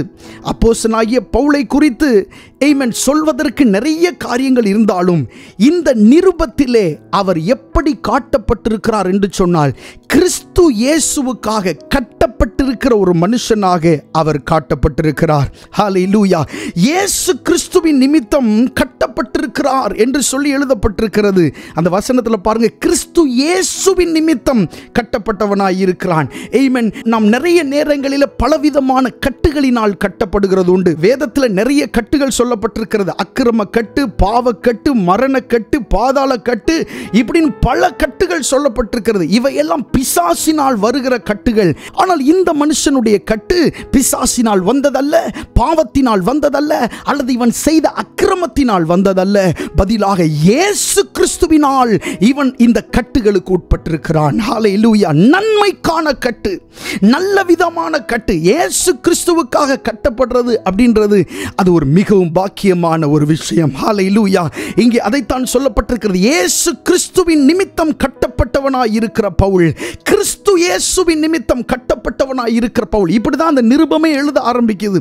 ஆமென். ஒரு கடிதம் எழுதும் போது, நான் இங்கே நலமாய் இருக்கிறேன், நீங்கள்லாம் நலமா, அப்படிதானே நம்ம கடிதம் எழுதி கேட்டிருப்போம். அல்லது ஒரு நெடுநாள் பார்க்காத ஒரு நண்பரை சந்திக்கும் போது, பேசும்போது அவர்களிடத்தில் என்ன சொல்லுவோம்? நான் இங்கு நன்றாய் இருக்கிறேன், நீங்கள் எப்படி நலமாய் இருக்கிறீர்களா என்று தான் நாம் கேட்போம். ஆனால் இந்த அப்போஸ்தலனாகிய பவுலை பாருங்க, இயேசு கிறிஸ்துவின் நிமித்தம் கட்டப்பட்டவனாய் இருக்கிற பவுல் எழுதுகிறேன் அப்படின்னு சொல்லி நிருபத்தை துவங்குகிறார். கடிதம் எழுதும் போதே நான் இயேசு கிறிஸ்துவின் நிமித்தம் கட்டப்பட்டிருக்கிறேன். ஒருவேளை கேட்கிறதற்கு இது ஒரு மாதிரி ஒரு ஐயமாய் தோன்றலாம். ஆனால் இயேசு கிறிஸ்துவின் நிமித்தம் கட்டப்படுகிறது என்பது அது நமக்கு கிடைத்த பாக்கியம். ஹல்லேலூயா. கிறிஸ்து இயேசுவுக்காய் நீங்கள் கட்டப்படுவீர்களே ஆனால், நியாயத்திற்காக கட்டப்படுவீர்களே ஆனால், வசனத்திற்காக கட்டப்படுவீர்களே ஆனால், உண்மையிலே உங்களைப் போல ஒரு பாக்கியம் உள்ளவர்கள் யாருமே இல்லை. ஆமென். நீங்கள் உண்மையிலேயே நீங்கள் பாக்கியவான்கள். அப்போஸ்தலனாகிய பவுல் கிறிஸ்துவின் நிமித்தமும் இயேசு கிறிஸ்துவின் வசனத்திற்காகவும் அவர் கட்டப்பட்டிருக்கிறதை அங்கே சொல்லுகிறார். கர்த்தருடைய நாமம் மகிமைப்படுவதாக. சில நேரங்களில் இயேசு கிறிஸ்துவுக்காக நீங்கள் பேசினபடினாலே, இயேசுவின் வசனத்தை சொன்னபடினாலே சில கட்டுகளுக்கு உட்பட்டிருக்கலாம். சிலர் உங்களை நிந்தித்திருக்கலாம், சிலர் உங்களை அவமானமாய் பேசியிருக்கலாம், ஆமென், சிலர் உங்களை ஏளனமாய் பேசியிருக்கலாம். அந்த கட்டு மிகவும் நல்லதுதான். அப்படிப்பட்ட கட்டு கட்டுகள் யாராகிலும் நீங்க இயேசுவை பற்றி சொன்னதினால அல்லது இயேசு உங்களுக்கு சொன்ன வசனத்தை சொன்னதினால, அவர் உங்களுக்கு கொடுத்த வாக்குத்தத்தத்தை சொன்னதினால, அவர் உங்களுக்கு கொடுத்த தரிசனத்தை சொன்னதினால யாராகிலும் உங்களை ஒதுக்கி வைத்திருப்பார்களே ஆனால் அந்த கட்டுகள் நல்லதுதான். ஹல்லேலூயா. அந்த கட்டுகள் நன்மையானதுதான். அந்த கட்டுகள் நன்மைக்குரியதுதான். ஹல்லேலூயா. ஆமென். இந்த அப்போஸ்தலனாகிய பவுல் இதை எழுதும்போது அவர் எங்கே இருந்தார்? சிறைச்சாலைக்குள்ளே இருந்தார். சிறைச்சாலைக்குள்ளே யார் இருப்பார்கள்? திருடர்கள் இருப்பார்கள், கொலைகாரர்கள் இருப்பார்கள். என்னென்ன தவறெல்லாம் உலகத்தில் இருக்கிறதோ அதையெல்லாம் செய்த மனிதர்கள் தான் சிறைச்சாலையில் என்ன செய்வார்கள்? இருப்பார்கள். இந்த தேவ மனுஷனும் இயேசு கிறிஸ்துவின் நிமித்தம் கட்டப்பட்டு எங்கே இருக்கிறார்? அந்த பாதகர்கள் இருக்கிற அதே சிறைச்சாலையில் இவரும் இருக்கிறார். சில நேரத்திலே துன்மார்க்கனும் நல்லவனும் ஒரே இடத்தில் இருக்க வேண்டிய ஒரு சூழ்நிலை வரும். துன்மார்க்கனும் நல்லவனும். யோசேப்பு சிறைச்சாலையில் இருக்கிறதுக்கு எந்த தவறும் செய்யல. சிறைச்சாலையில் இருக்கக்கூடிய எந்த தவறும் யோசேப்பினுடைய வாழ்க்கையில் காணப்படவில்லை. ஆனால் அவன் கட்டப்பட்டிருந்தான் என்று வேதத்திலே சொல்லப்பட்டிருக்கிறது. 105வது சங்கீதத்தை நீங்க வாசிக்கும் போது அவன் எப்படியெல்லாம் கட்டப்பட்டிருந்தான் என்று எழுதப்பட்டிருக்கிறது. ஆனால் கட்டப்படுகிறதற்கு எந்த ஒரு காரணமும் அவனுக்கு இல்லை. இவனுடைய சகோதரரிடத்திலே இவன் போய் நலம் விசாரித்து அவர்களுக்கு உணவு கொடுக்க போனவன், அங்கே போனவனை அவனுடைய சகோதரர்கள் பிடித்து குழியிலே போட்டார்கள். இவன் கொண்டு வந்திருக்கிற சாப்பாடு வேணும், இவன் கொண்டு வந்திருக்கிற உணவு பண்டங்கள் வேண்டும், ஆனால் இவன் நமக்கு வேண்டாம் என்று சொல்லி சொந்த சகோதரர்கள் இவனை தூக்கி குழியிலே போட்டார்கள். நீங்கள் அநேக நேரங்களிலே நீங்கள் நன்மை செய்திருக்கிறீர்கள், நீங்கள் தீமை செய்யவில்லை, நன்மை செய்திருக்கிறீர்கள். நன்மை செய்ததினாலே சில தீமைகள் உங்களுக்கு நிகழ்ந்து கொண்டிருக்கிறது. ஐயோ, நான் இந்த இடத்துல இருக்கிறதுக்கு நான் எந்த தப்பும் பண்ணல, நான் ஆபீஸ்ல நல்லது தான் பண்ணேன், ஆபீஸ்ல நல்ல காரியம் தான் செய்தேன், ஆனால் தவறா என் மேல் குற்றம் சுமத்துகிறார்கள், தவறான காரியத்தை என் மேல் சொல்லுகிறார்கள். நான் நன்மை செய்தும் அவர்கள் தீமையான காரியத்தை என் மேல் பேசுகிறார்கள் என்று சொல்லி நீங்கள் நினைத்துக் கொண்டிருக்கலாம். பிரியமான தேவனுடைய பிள்ளைகளே, இங்கே அப்போஸ்தலனாகிய பவுல் இப்படி எழுதுகிறார். இயேசு கிறிஸ்துவின் நிமித்தம் நான் கட்டப்பட்டிருக்கிறேன், நன்மைக்காக கட்டப்பட்டிருக்கிறேன், நல்லதை சொன்னதற்காக கட்டப்பட்டிருக்கிறேன். இயேசு நல்லவர் என்று சொன்னதற்காக, இயேசு ஜீவிக்கிறார் என்று சொன்னதற்காக, இந்த இயேசு உங்களுக்கும் நன்மை செய்வார் என்று சொன்னதற்காக, அசுத்த ஆவிகளை துரத்தினதற்காக, பிசாசு பிடித்தவர்கள் மேல் கரங்களை வைத்து அவர்கள் மேல் இருந்த அசுத்த ஆவிகளை துரத்தினதற்காக, ஆமென், நற்செய்தியை பிரசங்கித்ததற்காக ஒரு பாதகனை போல இந்த மனுஷன் கட்டப்பட்டிருக்கிறதை இங்கே சொல்லுகிறார். நன்றாக கவனித்து பாருங்கள். சில நேரங்களிலே உங்களுடைய வாழ்க்கையிலே கிறிஸ்துவுக்காக கட்டப்படுகிற ஒரு சூழ்நிலை உங்களுக்கு வரலாம்.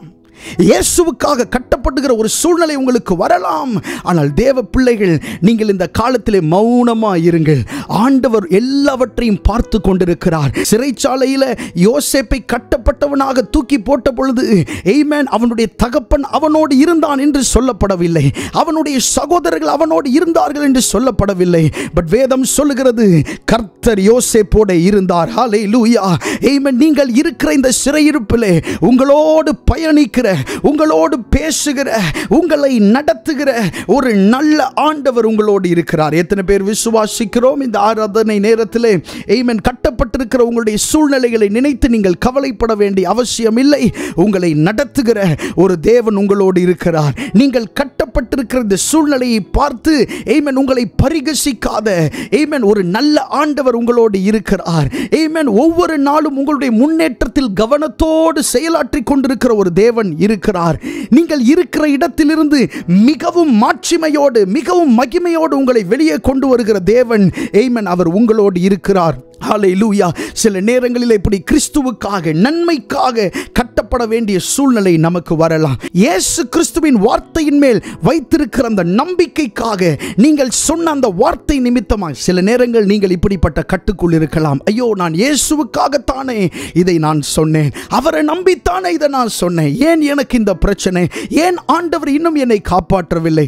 சில நேரங்களில் நீங்கள் இப்படிப்பட்ட சிறையிருப்பில் போகும்போது அது மிகவும் நல்லதாக இருக்கிறது. கர்த்தருடைய நாமம் மகிமை மகிமைப்படுவதாக. ஏன்னா இந்த சிறையிருப்பு காலத்தில் தான் பல காரியங்கள் ஆண்டவர் உங்களுடைய வாழ்க்கையில் செய்கிறார். இந்த சிறையிருப்பு காலத்தில் தான் பல அனுபவங்கள் ஆண்டவர் உங்களுக்கு தருகிறார். நீங்கள் நினைக்கலாம், இந்த அனுபவங்களை வச்சு நான் என்ன பண்ணுறது? இல்லை, இந்த அனுபவங்கள் தான் உங்களை சிங்காசனத்துக்கு கொண்டு போகும். நீங்கள் சிங்காசனத்துக்கு போனதுக்கு அப்புறமாக நீங்கள் என்னெல்லாம் செய்யணும் அப்படின்னு சொல்லி இந்த அனுபவங்கள் உங்களுக்கு ஒரு பெரிய பாடமாக இருக்கும். இன்னைக்கு நீங்கள் கற்றுக்கொள்ளுகிற இந்த பாடங்கள் தான் பின்னாட்கள் உங்களுக்கு மிகப்பெரிய ஒரு ஆசீர்வாதமாக இருக்கும் என்பதில் எந்த சந்தேகமும் இல்லை. வேதம் சொல்லுகிறது, கர்த்தருக்கு காத்திருக்கிறவர்களோ புது பலன் அடைந்து, ஆமென். கர்த்தருக்கு காத்திருக்கிற வேளையில் உங்களுக்கு ஒரு புது பலன் கிடைக்குது, ஒரு புது ஞானம் உண்டாகிறது, ஒரு புது தைரியம் உங்களுக்குள்ளே வருகிறது, அநேக படிப்பினைகள் உங்களுக்கு கிடைக்கிறது. எப்போ? கர்த்தருக்கு நீங்கள் காத்திருக்கிற வேளையிலே. வேதம் சொல்லுகிறது, கர்த்தருக்காக பொறுமையுடன் காத்திருந்தேன், அவர் என்னிடமாய் சாய்ந்து என்னுடைய கூப்பிடுதலை என்ன செய்தார்? கேட்டார். ஹல்லேலூயா. கர்த்தருடைய நாமம் மகிமைப்படுவதாக. சோ இந்த பிலமோன் நிருபத்தை நாம் வாசிக்கும் போது முதலாவது இந்த அப்போஸ்தலனாகிய பவுலை குறித்து தியானிக்கிற வேளையிலே அவன் ஒரு கட்டப்பட்டவனாயிருந்தான். எதற்காக? தவறு செய்ததற்காக அல்ல, ஆமென். தப்பு செய்ததற்காக அல்ல, களவு செய்ததற்காக அல்ல, கிறிஸ்துவின் நற்செய்தியை பிரசங்கித்ததற்காக, இயேசுவுக்காக கட்டப்பட்ட ஒரு மனுஷன் தான் இந்த அப்போஸ்தலனாகிய பவுல். இவன் கட்டப்பட்டதை குறித்து இன்னொரு வசனத்தை உங்களுக்கு நான் சொல்ல விரும்புகிறேன். வாசிக்கலாம். 2 தீமோத்தேயு 2:9. 2 தீமோத்தேயு 2:9. ஆமென். இந்த சுவிசேஷத்தின் நிமித்தம் நான் பாதகன் போல் கட்டப்பட்டு துன்பத்தை அனுபவிக்கிறேன். தேவ வசனமோ கட்டப்பட்டு இருக்கவில்லை. இந்த வசனத்தை கவனித்து பாருங்கள். எதற்காக கட்டப்பட்டிருக்கிறாராம்? இந்த சுவிசேஷத்தின் நிமித்தம் பாதகன் போல, ஒரு கொலையாளியை போல, ஒரு திருடனை போல இவர் கட்டப்பட்டிருக்கிறார். அவரை பார்க்கிறவெல்லாம் நினைப்பாங்க, என்ன தப்பு செஞ்சுட்டு வந்தானோ இந்த மனுஷன், என்ன தவறு வெளியே செஞ்சுட்டு வந்தானோ, இன்னைக்கு நம்ம கூட உட்கார்ந்து இவனும் குப்பை கொட்டி கொண்டிருக்கிறான் என்று தான் அவர்கள் நினைத்திருப்பார்கள். சில நேரங்களில் நீங்கள் ஆண்டவருக்காக காத்திருக்கிற வேளையில் உங்களை சுற்றி பார்க்கிறவங்களெல்லாம் உங்களை ஏளனமாக பார்ப்பாங்க. ஐயோ, இந்த பையனுடைய வாழ்க்கை இப்படி போயிருச்சு, இந்த பெண்ணுடைய வாழ்க்கை இப்படி போயிருச்சு, இந்த சிஸ்டர் நல்ல ஆண்டவரை தேடுறவங்க, நல்ல ஆராதிக்கிறவங்க, இவங்க வாழ்க்கை இப்படி இருக்கே அப்படின்னு சொல்லி நீங்கள் ஆண்டவருக்காக காத்திருக்கிற நேரத்தில் அநேகர் உங்கள் மேலே அபிப்பிராயம் சொல்லி இருக்கலாம், அநேகர் உங்கள் மேலே தங்களுடைய ஆலோசனைகளை சொல்லி இருக்கலாம், தாங்கள் நினைத்ததை சொல்லி இருக்கலாம். ஆனால் இந்த நாளிலே இயேசு கிறிஸ்துவின் ஊழியக்காரனாய் நின்று நான் உங்களுக்கு ஒன்று சொல்ல விரும்புகிறேன். ஆமென். கர்த்தர் உங்களுக்காக நினைத்திருக்கிற வழிகளை, கர்த்தர் உங்களுக்காக வைத்திருக்கிற பாதைகளை, கர்த்தர் உங்களுக்காக வைத்திருக்கிற உயர்வுகளை, ஆமென், உங்களை சுற்றி இருக்கிற ஒருவருக்கும் அது தெரியவே தெரியாது. ஏன் உங்களுக்கே தெரியாது? உங்களுக்கு தெரியாதப்ப அவங்களுக்கு தெரிஞ்சிட போதா? இல்லவே இல்லை. ஆமென். சங்கீதக்காரனாகிய தாவீது சொல்லுகிறார், என் இருதயம் எனக்குள் தொய்யும் போது நீர் என் பாதையை அறிந்திருக்கிறீர். இயேசு உங்கள் பாதையை அறிந்திருக்கிறார். உங்களுக்கே தெரியாம இருக்கலாம், நான் எங்க போறேன், என்ன நம்புறேன்னு உங்களுக்கே தெரியாம இருக்கலாம். ஆமென். இயேசுவை நம்பி வந்த உங்களுக்கு, இயேசுவை நம்பி வந்த உங்களுக்கு, இயேசுவின் வசனத்தை நம்பி இருக்கிற உங்களுக்கு அவரே வழியை அறிந்திருக்கிறார். அவருக்கு பின்பாக போகிறதற்கு நம்மை அழைத்திருக்கிறார். ஆமென். சீஷர்களை இயேசு கிறிஸ்து அழைக்கும் போது சொன்னார், என்னை பின்பற்றி வா. ஆண்டவரே, என்னை எங்க கூட்டு போறீங்க? நான் எங்க வரணும்? நான் என்ன செய்யணும்? நோ, நீ என்னை பின்பற்றி வா என்று இயேசு சொன்னார். இன்றைக்கு உண்மையாய் ஆமென் உங்களுடைய சிலுவையை சுமந்து கொண்டு, பாரத்தை சுமந்து கொண்டு, உங்களுடைய வேதனையை சுமந்து கொண்டு, கண்ணீரோடு அந்த சிலுவையோடு இயேசுவை பின்பற்றி கொண்டிருக்கிற உங்களை பார்த்து தான் ஆண்டவர் சொல்லுகிறார், நீங்கள் போகிற பாதையை ஆமென் பரலோக தேவன் அறிந்திருக்கிறார். ஆமென். அவருக்கு தெரியாமல் ஒன்றும் நடக்கிறது இல்லை. ஆமென். இயேசு கிறிஸ்துவின் நிமித்தம் நீங்கள் கட்டப்பட்டிருக்கிறீர்கள். இயேசு கிறிஸ்துவின் நிமித்தம் உங்களுக்கு இந்த ஆமென் தாமதங்கள், இயேசு கிறிஸ்துவின் நிமித்தம் இந்த பாடுகள், இந்த பாடுகள் ஆமென் இது எப்பொழுதுமே நிரந்தரமான ஒன்று அல்ல. இது உங்களுடைய ஆசீர்வாதத்திற்கான ஆமென் பாடுகள் என்பதை நீங்கள் அறிந்து கொள்ள வேண்டும். இக்காலத்து பாடுகள் இனி வரப்போகிற மகிமைக்கு அது இணையானதே அல்ல. நீங்கள் போய்கொண்டிருக்கிற இந்த பாடுகள் வரப்போகிற மகிமையான காரியங்களுக்கு அது இணையானவைகள் அல்ல. அன்றியும் அவருடைய தீர்மானத்தின் நிமித்தம் அழைக்கப்பட்டவர்களாய் தேவனிடத்தில் அன்பு கூறுகிறவர்களுக்கு வேதம் சொல்லுகிறது, சகலமும் நன்மைக்கு ஏதுவாய் நடக்கிறது. ஹல்லேலூயா. Everything சகலமும் நன்மைக்கு ஏதுவாய் என்று ஆண்டவர் சொல்லுகிறார். உங்களுடைய வாழ்க்கையில அனுதினம் நீங்கள் பார்க்கிற நபர்கள், உங்களை பார்க்கிறவர்கள் எல்லாம் நன்மைக்காக, உங்களை திட்டினது நன்மைக்காக, உங்களை கண்ணீர் சிந்த வைத்தது நன்மைக்காக, உங்களை அவமானமாய் பேசினது நன்மைக்காக, உங்களை பார்த்து ஏளனம் சொல்லினது நன்மைக்காக, அநேகர் கூடி சிரித்தது நன்மைக்காக. எந்த கண்களுக்கு முன்பாக நீங்கள் அவமானப்பட்டீர்களோ அதே கண்களுக்கு முன்பாக உங்களை உயர்த்தவும், உங்களை ஆசீர்வதிக்கவும், உங்களை மேன்மைப்படுத்தவும் ஆண்டவர் உண்மையுள்ள தேவனாய் இருக்கிறார். விசுவாசிக்கிறவங்க மாத்திரம் கரங்கள் உயர்த்தி ஹல்லேலூயா அப்படின்னு சொல்லுங்க. ஆமென். கர்த்தருடைய நாமம் மகிமைப்படுவதாக. ஒரு பாதகனை போல இந்த அப்போஸ்தலனாகிய பவுல் கட்டப்பட்டிருந்தார். ஆமென். ஒரு பாதகனை போல எந்த தவறும் செய்யவில்லை, ஆனால் கட்டப்பட்டிருந்தார். இதே சூழ்நிலையோடு நீங்கள் அநேகர் போய்க் கொண்டிருக்கிறீர்கள். ஆனால் உங்களை பார்த்து ஆண்டவர் இந்த நாளிலே சொல்லுகிறார், இந்த கட்டுகள் நிரந்தரமானதல்ல, என்னுடைய ஆசீர்வாதங்கள் நிரந்தரமானது, நான் உனக்கு தரப்போகிற மேன்மைகள் நிரந்தரமானது, நான் உனக்கு தரப்போகிற உயர்வுகள் நிரந்தரமானது என்று இயேசு சொல்லுகிறார். ஹல்லேலூயா. கர்த்தருடைய நாமம் மகிமைப்படுவதாக. அடுத்ததாக நாம் பார்க்க போகிற மனிதன் யார் என்று சொன்னால் பிலமோன் என்கிற இந்த மனுஷனை குறித்து நாம் பார்க்க போகிறோம். முதலாவதாக இந்த நிருபத்தில் எழுதப்பட்டிருக்கிற அப்போஸ்தலனாகிய பவுலை குறித்து பார்த்தோம். இரண்டாவதாக இந்த பிலமோன் என்கிற இந்த மனுஷனை குறித்து நாம் தியானிக்க போகிறோம். வாசிக்கலாம். பிலமோன் அந்த 1ஆம் அதிகாரம் 4வது வசனம். பிலமோன் 1:4 வாசிக்கலாமா? கர்த்தராகிய இயேசுவின் இடத்திலும் எல்லா பரிசுத்தவான்களிடத்திலும் உள்ள உம்முடைய அன்பையும் உம்முடைய விசுவாசத்தையும் நான் கேள்விப்பட்டு. போதும். இந்த வசனத்தில் பாருங்க, பவுல் பிலமோனுக்கு இந்த நிருபத்தை எழுதுகிறார். அப்படி பிலமோனுக்கு இந்த நிருபத்தை எழுதும்போது அவனை பற்றி அங்கே பேசுகிறார். என்ன சொல்கிறார் பாருங்க, கர்த்தராகிய இயேசுவின் இடத்திலும் எல்லா பரிசுத்தவான்களிடத்திலும் உள்ள உம்முடைய அன்பையும் உம்முடைய விசுவாசத்தையும் நான் கேள்விப்பட்டு அப்படின்னு சொல்லி எழுதுகிறார். இந்த பிலமோன் யார் என்று சொன்னால் ஒரு மிகப்பெரிய ஒரு செல்வந்தனான ஒரு மனுஷன், மிகப்பெரிய ஒரு செல்வந்தன். ஏன்னா கொலோசே பட்டணத்தில், அவ்வளோ பெரிய பட்டணம் இந்த கொலோசே பட்டணம், இந்த பட்டணத்தில் ஒரு சபை இயங்கி கொண்டிருக்கிறது. அந்த சபை எங்கே இயங்குதுன்னா இந்த மனுஷனுடைய வீட்டிலே இயங்குது. அப்படிப்பட்ட ஒரு மிகப்பெரிய வீட்டுடன் கூடிய ஒரு மனுஷன், நல்ல ஒரு செல்வந்தன் ஆனவன். இந்த மனுஷனுடைய பின்னணியத்தெல்லாம் இந்த பிரசங்கத்தினுடைய நடுவில் நம்ம கேட்போம். இந்த நிருபத்தினுடைய ஒரு மிகப்பெரிய ஒரு பின்னணியம் உண்டு. அதை தெளிவாக கொஞ்ச நேரம் கழித்து நம்ம கேட்கலாம். அப்போது இந்த பிலமோன் என்கிறதான இந்த மனுஷன் எப்படிப்பட்டவன் என்று சொன்னால், இயேசு கிறிஸ்துவின் இடத்திலும் பரிசுத்தவான்களிடத்திலும் அன்புள்ள ஒரு தேவ மனுஷனாக காணப்பட்டான். நிறைய நேரத்தில் தேவனிடத்தில் அன்பு செலுத்துகிற நாம் மனுஷர்களிடத்தில் என்ன செலுத்துகிறது இல்லை, அன்பு செலுத்துகிறது இல்லை. நாம் நினைத்து கொண்டிருக்கிறோம் நமக்கு ஆண்டவர் தான், நமக்கு எல்லாமே ஆண்டவர் தான், அவரை நம்ம நேசித்தா போதும், அவர் மேல் அன்பு செலுத்தினா போதும், அவரை மட்டும் பார்த்தா போதும், வேற எதையுமே நம்ம பார்க்க தேவையில்லை என்று நாம் நினைக்கிறோம். இல்லை, தேவனிடத்தில் அன்பு செலுத்துகிற நாம் மனுஷர்களிடத்திலும் அன்பு செலுத்த வேண்டும்.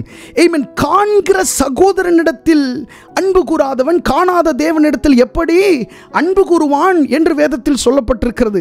ஸோ தேவனிடத்தில் நீங்கள் அன்பு செலுத்துகிறவர்களாக இருந்தால் நீங்கள் மனுஷர்களையும் நேசிக்க பழக வேண்டும். மனிதர்களிடத்திலே நீங்கள் மரியாதையோடு அன்போடு நடந்து கொள்ள நீங்கள் கவனமுள்ளவர்களாக இருக்க வேண்டும். இந்த மனுஷனுடைய வாழ்க்கையில் நாம் கற்றுக்கொள்ளுகிற காரியத்தை பாருங்க. கர்த்தராகிய இயேசுவின் இடத்திலும் எல்லா பரிசுத்தவான்களிடத்திலும் உள்ள உம்முடைய அன்பையும் உம்முடைய விசுவாசத்தையும் என்று சொல்லப்பட்டிருக்கிறது. கிறிஸ்து இயேசுவின் மேல் எவ்வளமாய் அன்பு செலுத்தினாரோ அதே போல பூமியில் இருக்கிற பரிசுத்தவான்களிடத்திலே, ஆமென், கர்த்தருடைய பிள்ளைகளிடத்திலே அன்பு செலுத்துகிறவராய் இவர் இருந்திருக்கிறார். நிறைய நேரங்களில் அதுவும் இந்த காலகட்டத்தில் ஆமென் கிறிஸ்துவுக்குள்ளே இருக்கிறவங்கள்ட்டையே நாம் குறையை கண்டுபிடிக்கிறவர்களாக இருக்கிறோமே, அது தேவனிடத்திலிருந்து வந்த ஆவி அல்ல. ஆமென். கிறிஸ்துவின் உடையவன் அப்படி குறை கூறி திரிய மாட்டான். கிறிஸ்துவின் உடையவன் அப்படி அன்பில்லாமல் நடந்து கொள்ள மாட்டான். ஆமென். ஒருவனுக்குள்ளே கிறிஸ்துவினுடைய ஆவி இருக்குமே ஆனால், ஒருவனுக்குள்ளே கிறிஸ்துவின் எண்ணம் இருக்குமே ஆனால், ஒருவனுக்குள்ளே கிறிஸ்துவின் சுபாவம் இருக்குமே ஆனால், அவனுக்கு யாராவது ஒரு ஒரு மனுஷனுடைய தவறுகள் தெரியும் போது, தென்படும் போது அவன் என்ன செய்ய வேண்டும் என்று சொன்னால், தனி ஜெப அறையிலே அந்த குறிப்பிட்ட மனிதர்களுக்காக ஜெபிக்கிறவன் தான் உண்மையிலே கிறிஸ்துவின் ஆவியுடையவன். சில நேரங்களிலே மனிதர்களுடைய தப்பிதங்களை ஆண்டவர் உங்களுக்கு காண்பிப்பார். ஆண்டவர் மனுஷனுடைய தப்பிதங்களை, உங்களோடு நெருக்கமாக இருக்கிறவருடைய குறைவுகளை ஆண்டவர் காண்பிப்பார். ஏன் உங்களுக்கு காண்பிக்கிறார் தெரியுமா? ஏன் உங்களிடத்தில் சொல்லுகிறார் தெரியுமா? அதை நீங்கள் பலருக்கு படம் போட்டு காட்டுவதற்காக அல்ல, பலரிடத்தில் அதை சொல்லி நீங்கள் மகிழ்வதற்காக அல்ல. ஏன் அப்படிப்பட்ட குறைவுகளை எல்லாருக்கும் விட்டு உங்களுக்கு காண்பிக்கிறார் என்று சொன்னால், நீங்கள் ஜெபிப்பீர்கள், நீங்கள் ஆண்டவரிடத்திலே மன்றாடுவீர்கள், உங்களுக்கு அப்படிப்பட்ட ஒரு கிருபை இருக்கிறது என்று சொல்லித்தான் உங்களிடத்திலே சில குறைவுகளை ஆண்டவர் காண்பிக்கிறார். என்றைக்கு ஆமென் மனிதர்களுடைய குறைவுகளை, அதுவும் தேவ பிள்ளைகளுடைய குறைவுகளை ஆண்டவர் உங்களுக்கு காண்பிக்கிறாரோ, இன்றைக்கு நீங்கள் மனதில் வைத்துக் கொள்ளுங்கள், யாரை குறித்து ஆண்டவர் உங்களுக்கு காண்பித்தாலும் அவர்களுக்காக முழங்கால் படித்து கண்ணீர் விட்டு ஜெபிக்கிறவர்களாக நீங்கள் இருக்க வேண்டுமே ஒழிய, ஆமென், அவர்களுடைய தவறுகளையோ அவர்களுடைய குறைவுகளையோ மற்றவர்களுக்கு நீங்கள் சொல்லுவதற்காக அல்ல. கிறிஸ்துவின் சரீரம் என்பது, ஆமென், கிறிஸ்து தலையாய் இருக்கிறார். ஆமென், சிலர் கைகளாய் செயல்படுகிறார்கள், சிலர் கால்களாய் செயல்படுகிறார்கள். அவயவங்களாய் நாம் இருக்கிறோம், கிறிஸ்துவின் அவயவங்களாக காணப்படுகிறோம். பிற சபைகளை குறைத்து பேசுவதற்கோ, பிற ஆமென் மனிதர்களை குறைத்து பேசுவதற்கோ பரிசுத்த வேதாகமம் நமக்கு அனுமதி கொடுக்கவில்லை. கிறிஸ்துவை எவ்வண்ணமாய் நேசிக்கிறோமோ அவ்வண்ணமாகவே மனிதர்களை நேசிக்க நாம் கற்றுக்கொள்ள வேண்டும். மனிதர்கள் மேல் அன்பு செலுத்த கற்றுக்கொள்ள வேண்டும். ஆமென். அவர்கள் எந்த சபையினரை வேண்டுமானாலும் சார்ந்திருக்கலாம், ஆனால் கிறிஸ்துவுடையவர்களாய் அவர்கள் இருக்கும்போது, இயேசு என்கிற நாமத்தை அறிந்தவர்களாய் அவர்கள் இருக்கும்போது, தேவ பிள்ளைகள் அவர்களுடைய குறைவுகளை நாம் அறிய வரும்போது அவர்களுக்காக ஜெபிக்கிறவர்களாய் நாம் இருக்க வேண்டும். இந்த கர்த்தருடைய வார்த்தையை நம்முடைய திருச்சபையில் உள்ளவர்கள் நீங்கள் கேட்கிறீர்கள். உலகளாவிய ரீதியிலே அநேக நாடுகளிலிருந்து அநேகர் இந்த செய்திகளை கேட்கிறீர்கள். நான் தேவனுடைய வார்த்தையை உங்களுக்கு சொல்லுகிற வேளையிலே இதையும் சேர்த்தே உங்களுக்கு சொல்ல விரும்புகிறேன். ஆமென். யார் மேலே ஆகிலும் உங்களுக்கு குறைவுகள் தென்பட்டால், யாரை பற்றி ஆகிலும் உங்களுக்கு குறைவுகள் காணப்பட்டால், ஆமென், அவர்கள் உங்களுடைய சகோதரர்களும் உங்களுடைய சகோதரிகளும் தேவனுக்குள்ளானவர்களுமாய் அவர்கள் இருக்கிறபடியினாலே நான் சொல்லுகிறேன், அவருடைய குறைவுகளை நீங்கள் மன்னியுங்கள், அவர்களுக்காக நீங்கள் ஜெபம் பண்ணுங்கள், அவர்களிடத்தில் நீங்கள் அன்பு செலுத்துகிறவர்களாய் இருக்க வேண்டும். நியாயம் தீர்க்கிறவர்கள் நாம் அல்ல. அந்த வேலையை தேவன் நம்மிடத்தில் கொடுக்கவும் அல்ல. நியாயம் தீர்க்கிற அந்த வேலையை தேவன் நம்மிடத்தில் கொடுக்கல. நீங்க ரோமருக்கு எழுதின நிருபத்தை நீங்க வாசிக்கும் போது, பிறனை இப்படி சொல்வதற்கு நீ யார் என்றே ஆண்டவர் நம்மை பார்த்து கேள்வி கேட்கிறார். நாம் ஒவ்வொருவரையும் பார்த்து அந்த கேள்வி கேட்கிறார். பிறரை குற்றம் சாட்டுகிற வேலைக்காக தேவன் நம்மை அழைக்கவில்லை. பதிலாக அவர்களுக்காக ஜெபிப்பதற்காக, அவர்கள் மேல் அன்பு செலுத்துவதற்காகத்தான் நாம் அழைக்கப்பட்டிருக்கிறோம். ஒரு மனிதனுக்காக நாம் ஜெபிக்க வேண்டும் என்று இருக்கும்போது முதலாவது அவர்கள் மேல் நாம் அன்பு செலுத்த வேண்டும். அன்பில்லாமல் ஒரு ஜெபம் என்ன செய்யாது, வராது. உங்கள் பிள்ளைகளுக்காக நீங்கள் ஜெபிக்கிறீர்கள், உங்கள் பெற்றோர்களுக்காக நீங்கள் ஜெபிக்கிறீர்கள், உங்களுடைய நெருங்கிய உறவுக்காக நீங்கள் ஜெபிக்கிறீர்கள். அவர்களுக்காக ஏன் ஜெபம் பண்ணுகிறீர்கள் என்று சொன்னால், அவர்களை நீங்கள் உண்மையாக நேசிக்கிறீர்கள். ஸோ ஜெபம் அன்பில்லாமல் வராது. அன்பு இருந்தால் தான் ஜெபம் வரும். இங்கே பாருங்க, இந்த பிலமோனை பார்க்கும்போது அவன் இயேசுவினிடத்திலும் எல்லா பரிசுத்தவான்களிடத்திலும் அன்புடையவனாக அவன் காணப்பட்டிருக்கிறான். கர்த்தருடைய நாமம் மகிமைப்படுவதாக. எவ்வளவு ஒரு நல்ல விஷயங்க பாருங்க. அதே அந்த நிருபத்தில், அந்த அதிகாரத்தில் நம்ம வாசிக்கும் போது 7வது வசனத்தையும் கூட நம்ம வாசிக்கலாம். ஆமென். சகோதரனே, பரிசுத்தவான்களுடைய உள்ளங்கள் உம்மாலே இளைப்பாறினபடியால் உம்முடைய அன்பினாலே மிகுந்த சந்தோஷமும் ஆறுதலும் அடைந்திருக்கிறோம். ஆமென். பிலமோனை குறித்து பவுல் எழுதும்போது எப்படி எழுதுறாரு பாருங்க. சகோதரனே, பரிசுத்தவான்களுடைய உள்ளங்கள் உம்மாலே இளைப்பாறினபடியால் உம்முடைய அன்பினாலே மிகுந்த சந்தோஷமும் ஆறுதலும் அடைந்திருக்கிறோம்.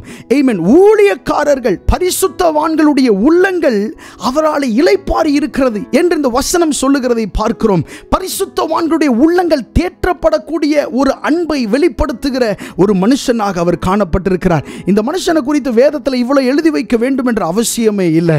ஆனால் ஆமென், தலைமுறை தலைமுறைகள் எத்தனையோ தலைமுறைகள் கடந்து வந்து விட்டது. ஆனால் இன்றைக்கும் இந்த மனுஷனை பற்றி நாம் வாசிக்கத்தக்க ரீதியிலே ஆண்டவர் அந்த மனிதனை கனம் பண்ணி இருக்கிறார். ஏனென்று சொன்னால் ஆமென், இந்த மனுஷன் தேவனிடத்தில் மட்டும் அன்பு செலுத்துகிறவன் அல்ல, இவன் ஆமென் கர்த்தருடைய பிள்ளைகளிடத்திலே பரிசுத்தவான்களிடத்திலே இவன் அன்பு செலுத்துகிற ஒரு மனிதனாய் இருந்திருக்கிறான். எத்தனை பெரிய விஷயம் பாருங்கள், கர்த்தருடைய நாமம் மகிமைப்படுவதாக. சோ இந்த மனுஷனுடைய சுபாவம் என்பது உற்று நோக்க வேண்டிய ஒரு சுபாவமாய் இருக்கிறது. ஆமென். பிலமோனுடைய சுபாவத்தை பார்க்கும்போது தேவனிடத்திலும் அதே போல மனுஷர்களிடத்திலும் அவன் அன்பு கூறுகிறவனாக இருந்திருக்கிறான். மனுஷர்களை நாம் நம்ப வேண்டிய அவசியம் இல்லை. வேதத்தில் சொல்லப்பட்டிருக்கிறது, மனுஷனை நம்புவதை பார்க்கிலும் கர்த்தர் பேரில் பற்றுதலாய் இருப்பதே நலம், பிரபுக்களை நம்புவதை பார்க்கிலும் கர்த்தர் பேரில் பற்றுதலாய் இருப்பதே நலம் என்று சொல்லப்பட்டிருக்கிறது. ஆமென். மனுஷரை நம்ப வேண்டாம், ஆனால் மனுஷரிடத்திலே நீங்கள் என்ன செய்யுங்க? அன்பு கூறுங்க. கிறிஸ்துவின் அன்பை அவர்களுக்கு காண்பீங்க. கிறிஸ்துவின் அன்பை காண்பிக்கிறதிலே நீங்கள் கடனாளிகளாக இருக்க வேண்டும். அன்பே பிரதானம் என்று வேதத்தில் நம்ம வாசிக்கிறோமே நிருபங்களில். இதே அப்போஸ்தலனாகிய பவுல் தான் எழுதுகிறார், அன்புதான் பிரதானம், எல்லாவற்றை பார்க்கிலும், அந்நிய பாஷைகள், தீர்க்க தரிசனம் எல்லாவற்றை பார்க்கிலும் ஆமென் அன்புதான் பிரதானம் என்று சொல்லப்பட்டிருக்கிறது. மூன்றாவது ஒரு மனுஷனை குறித்து பார்க்கிறோம். இந்த மனுஷன் பேர் தான் ஒனேசிமு. முதலாவது யாரை குறித்து பார்த்தோம்? அப்போஸ்தலனாகிய பவுலை குறித்து பார்த்தோம். இரண்டாவது யாரை குறித்து பார்த்தோம்? பிலமோன் என்கிற அந்த மனுஷனை குறித்து பார்த்தோம். மூன்றாவதாக ஒனேசிமு. நான் ஏற்கனவே சொல்லியிருந்தேன், மூன்று முக்கியமான பாத்திரங்கள் தான் இந்த பிலமோன் நிருபத்தில் இருக்கிறாங்க. ஒன்று பவுல், இரண்டாவது பிலமோன், மூன்றாவது ஒனேசிமு. ஆமென். அந்த முதல் இருக்கிற ரெண்டு பேரை பார்த்தாச்சு. இப்போ ஒனேசிமுவை பற்றி பார்க்க போகிறோம். இந்த ஒனேசிமு தான் ரொம்ப முக்கியமான நபர், இந்த நிருபத்திலே ரொம்ப முக்கியமான நபர். இந்த ஒனேசிமுவை பற்றி உங்களுக்கு சொல்வதற்கு முன்பாக இந்த நிருபத்தின் பின்னணியத்தை உங்களுக்கு நான் விளக்கி கூற விரும்புகிறேன். ஏன் அப்போஸ்தலனாகிய பவுல் இந்த நிருபத்தை பிலமோனுக்கு எழுதுகிறார்? அதனுடைய நோக்கம் என்ன? ஒனேசிமுவை ஏன் அங்கே சொல்லி இருக்கிறார் என்பதை குறித்தெல்லாம் அந்த பின்னணியத்தை நான் உங்களுக்கு சொல்லும்போது அது உங்களுக்கு புரிய வரும். அப்போஸ்தலனாகிய பவுல் சிறையில் இருக்கும்போது, ரோமாபுரியில் அவர் சிறையில் இருக்கார், ரோம் நகரில் சிறைச்சாலையில் இருக்கிறாரு. அங்கே இருக்கும்போது தான் பிலமோனுக்கு இந்த கடிதத்தை எழுதுகிறார், இந்த நிருபத்தை எழுதுகிறார். நிருபத்தை எழுதும்போது முதலாவது சபையை விசாரிக்கிறாரு. சபையை விசாரிச்சுட்டு பிலமோன் எப்படியெல்லாம் அன்புள்ளவன் அப்படின்னு சொல்லி நம்ம தியானித்தோம். ஸோ அவருடைய அன்பை குறித்து பேசுகிறார். நீங்கள் இப்படியெல்லாம் அன்புள்ளவர்களாக இருக்கிறீங்க, உங்களால் அநேக பரிசுத்தவான்களுடைய உள்ளங்கள்லாம் இளைப்பாரி இருக்கு அப்படின்னு சொல்லி அவருடைய குணாதிசயத்தை புகழ்ந்து அங்கே எழுதுகிறார். எழுதுனதுக்கு அப்புறமாக ஒனேசிமு என்கிற மனுஷனை பற்றி பிலமோன் இடத்துல பேசுகிறார். ஏன் பேசுகிறார் என்றால், இதுதான் இந்த சரித்திர பின்னணியம். இந்த பிலமோன் ஒரு செல்வந்தனான மனுஷன். இவன் இருக்கிறது கொலோசே பட்டணத்தில் இருக்கிறான். கொலோசே பட்டணத்தில் இருக்கிற சபை இவனுடைய வீட்டில், அதாவது பிலமோனுடைய வீட்டில் தான் நடந்து வருகிறது. ஒரு வீட்டில் சபை நடக்கிற அளவிற்கு அந்த வீடு மிகவும் நல்ல பெரிய வசதியான ஒரு வீடாக இருந்திருக்கிறது. அந்த மனுஷன் தன்னுடைய வீட்டை சபை நடத்துவதற்காக திறந்து கொடுத்திருக்கிறான். இவனுடைய வீட்டிலே அநேக வேலைக்காரர்கள் இருக்கிறார்கள், வேலைக்காரிகள் இருக்கிறார்கள். அந்த நாட்களிலே அடிமைகளை விலைக்கு வாங்குவதும் விற்பதும் அந்த நாட்களில் எளிதான ஒரு காரியமாக இருந்தது. அப்படி அடிமையாக வாங்கப்பட்ட ஒரு மனுஷன் தான், வேலை பார்க்கும்படி அடிமையாக வாங்கப்பட்ட ஒரு மனுஷன் தான் இந்த ஒனேசிமு. இவன் எந்த ஊரை சார்ந்தவன் என்று வேதத்திலே சொல்லப்படவில்லை. இந்த ஒனேசிமுவை அடிமையாக இந்த பிலமோன் என்ன செய்கிறார்? தன்னுடைய வீட்டுக்கு வாங்குகிறார். அடிமையாக பணம் கொடுத்து வாங்குகிறார். எதற்காக? முதலாவது அடிமையாக இருக்கணும், சொல்கிற வேலையை செய்யணும். அந்த நாட்களில் இதெல்லாம் சகஜமான ஒன்றாக இருந்தது. அப்படி அடிமையாக வாங்கப்பட்டவன் தான் இந்த ஒனேசிமு.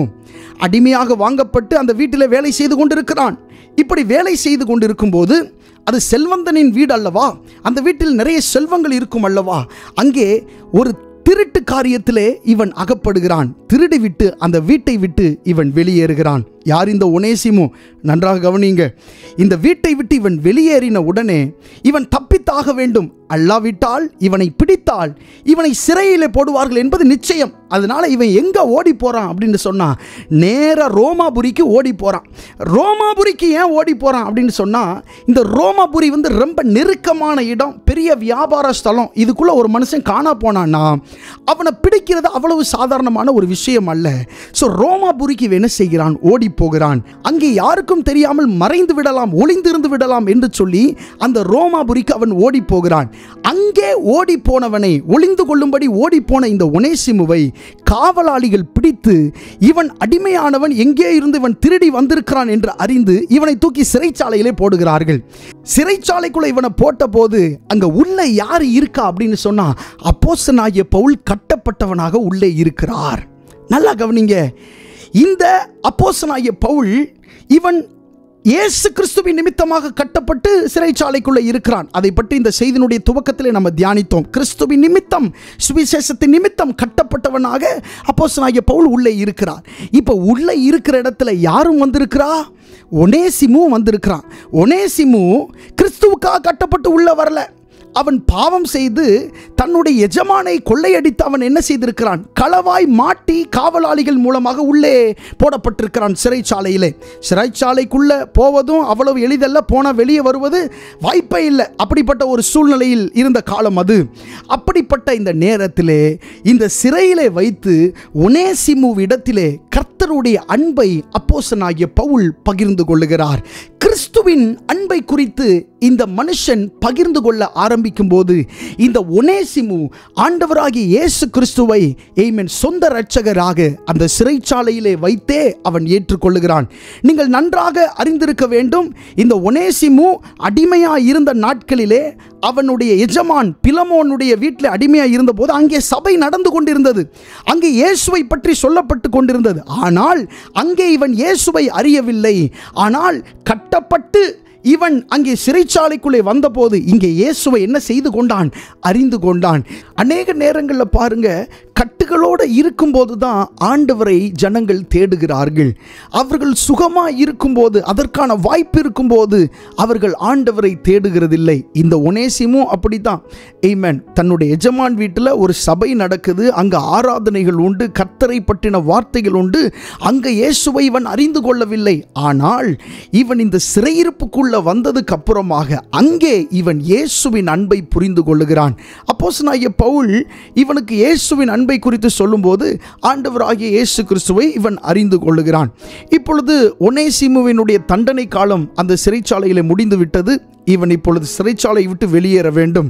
வெளியேற போகிற நேரத்திலே இந்த ஒனேசிமுவை அப்போஸ்தலனாகிய பவுல் பிலமோனுடைய வீட்டுக்கே இவனை அனுப்ப வேண்டும் என்று முயற்சிக்கிறார். அதாவது எந்த வீட்டிலிருந்து கொள்ளையடித்து விட்டு வெளியே வந்தானோ, எந்த வீட்டிலிருந்து வெளியே ஓடி வந்தானோ அதே வீட்டிற்கு இவனை அனுப்ப வேண்டும் என்று சொல்லி அப்போஸ்தலனாகிய பவுல் இங்கே எத்தனிக்கிறார், முயற்சிக்கிறார். அதற்காகத்தான் இந்த நிருபத்தை பிலமோனுக்காக முக்கியமாக எழுதினது.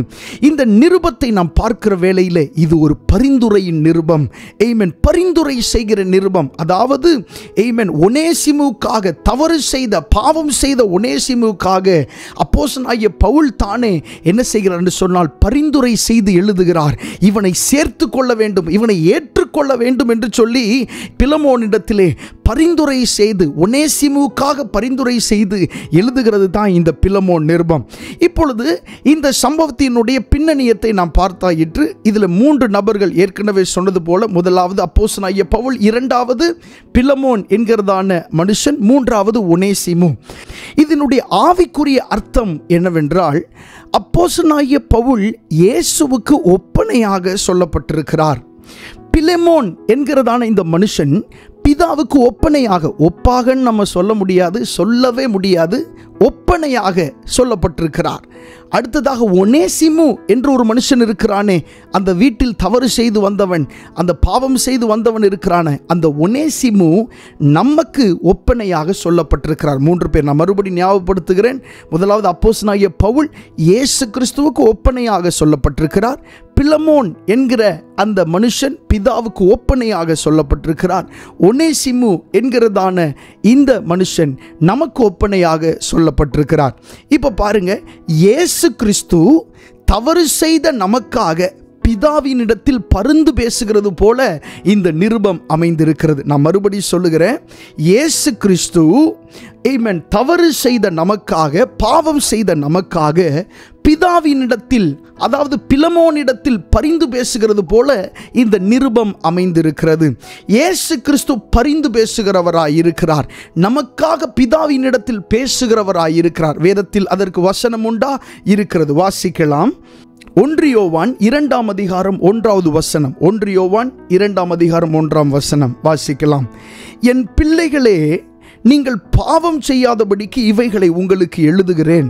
ஒருவன் பாவம் செய்வானானால் நீதிபரராய் இருக்கிற இயேசு கிறிஸ்து நமக்காக பிதாவினிடத்தில் பரிந்து பேசுகிறவராயிருக்கிறார். பாருங்க, ஒருவன் பாவம் செய்வானானால் நீதிபரராய் இருக்கிற இயேசு கிறிஸ்து நமக்காக பிதாவினிடத்தில் பரிந்து பேசுகிறவராயிருக்கிறார்.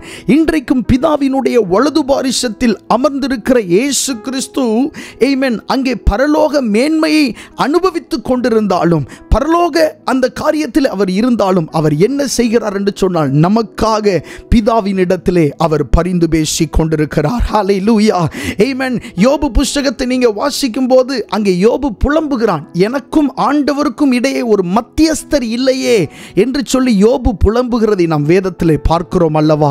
ஆனால் நீங்கள் இந்த வசனத்தை பாருங்கள், பிதாவுக்கும் நமக்கும் எந்த தொடர்பும் இல்லாத ஒரு நிலை இருந்த போது வேதம் சொல்லுகிறது, எல்லாரும் பாவம் செய்து தேவனுடைய மகிமை அற்றவர்கள் ஆகி என்று வேதத்தில் எழுதப்பட்டிருக்கிறது. பிதாவுக்கும் நமக்கும் எந்த ஒரு தொடர்பும் இல்லாமல் போன நிலையிலே நாம் எல்லாரும் மகிமை அற்றிருந்தோம். இயேசு கிறிஸ்துவின் மூலமாய் நாம் பிதாவோடு இணைக்கப்பட்டிருக்கிறோம். ஹல்லேலூயா. ஏன் இயேசு கிறிஸ்துவின் மூலமாய் அவர் இந்த பூமியிலே வந்து தம்முடைய சொந்த இரத்தத்தை நமக்காக சிந்தினபடியினாலே நமக்காக பிதாவினிடத்திலே பரிந்து பேசிக் கொண்டிருக்கிறார். நம்முடைய பாவங்கள் மன்னிக்கப்படும்படி, பிதாவோடு நாம் நல் ஐக்கியம் பொருந்தும்படி நமக்காக அவர் பிதாவினிடத்தில் ஆமென் இன்றைக்கும் இயேசு பரிந்து பேசிக் கொண்டிருக்கிறார். கர்த்தருடைய நாமம் மகிமைப்படுவதாக. சோ இங்கே சொல்லப்பட்டிருக்கிற பவுல் இயேசு கிறிஸ்துவுக்கு ஒப்பனையாகவும், இங்கே சொல்லப்பட்டிருக்கிற பிலமோன் பிதாவுக்கு ஒப்பனையாகவும், ஒனேசிமு என்கிறதான அந்த தவறு செய்த மனிதன் நமக்கு ஒப்பனையாகவும் இங்கே சொல்லப்பட்டிருக்கிறார்கள். இப்பொழுது எப்படியெல்லாம் பவுல் அந்த பிலமோனிடத்திலே ஒனேசிமுக்காக அவன் பரிந்து பேசினான் என்று சொல்லி நாம் தியானிக்க போகிறோம். என்னென்னலாம் சொல்லி பரிந்து பேசினான் அப்படின்னு நம்ம பார்க்க போகிறோம். பாருங்க, ஒரு வார்த்தை 2 வார்த்தை இல்லை, இப்படி ஒரு விஷயம் சொல்லி விவரிக்கவே முடியாது. அந்த அளவுக்கு ஆழமாக யாரென்றே தெரியாத ஒரு மனுஷன் இந்த ஒனேசிமு, ஒரு அடிமையான மனுஷன் இந்த ஒனேசிமு, ஒரு தவறு செய்த மனுஷன் இந்த ஒனேசிமு, இவனுக்காக பிலமோனிடத்தில் என்னென்ன வார்த்தைகளை சொல்லி இந்த பவுல் மன்றாடுகிறார், பரிந்து பேசுகிறார் என்று சொல்லித்தான் நாம் பார்க்க போகிறோம். நீங்க பவுல் பேசுகிற இந்த வார்த்தையெல்லாம் இயேசு கிறிஸ்து சொல்லுகிற வார்த்தையாக, உங்களுக்காக இயேசு கிறிஸ்து பேசுகிற வார்த்தையாக நீங்க நினைத்து ஒப்பனையாக நீங்கள் பாருங்கள். இந்த காரியங்கள் உங்களுக்கு நன்றாக புரியும். கர்த்தருடைய நாமம் மகிமைப்படுவது. இப்ப பவுல் பிலமோனிடத்தில் என்னென்ன மாதிரியான அவர் பரிந்துரைகளை எல்லாம் செய்கிறார் என்று பார்ப்போம். வாசிக்கலாம். பிலமோன் அந்த அதிகாரத்தில் முதல் அதிகாரம் 9ஆம் வசனத்தில் இருந்து 11ஆம் வசனம் வரைக்கும் நம்ம வாசிக்கலாம். பிலமோன் 1:9 முதல் 11 வரை.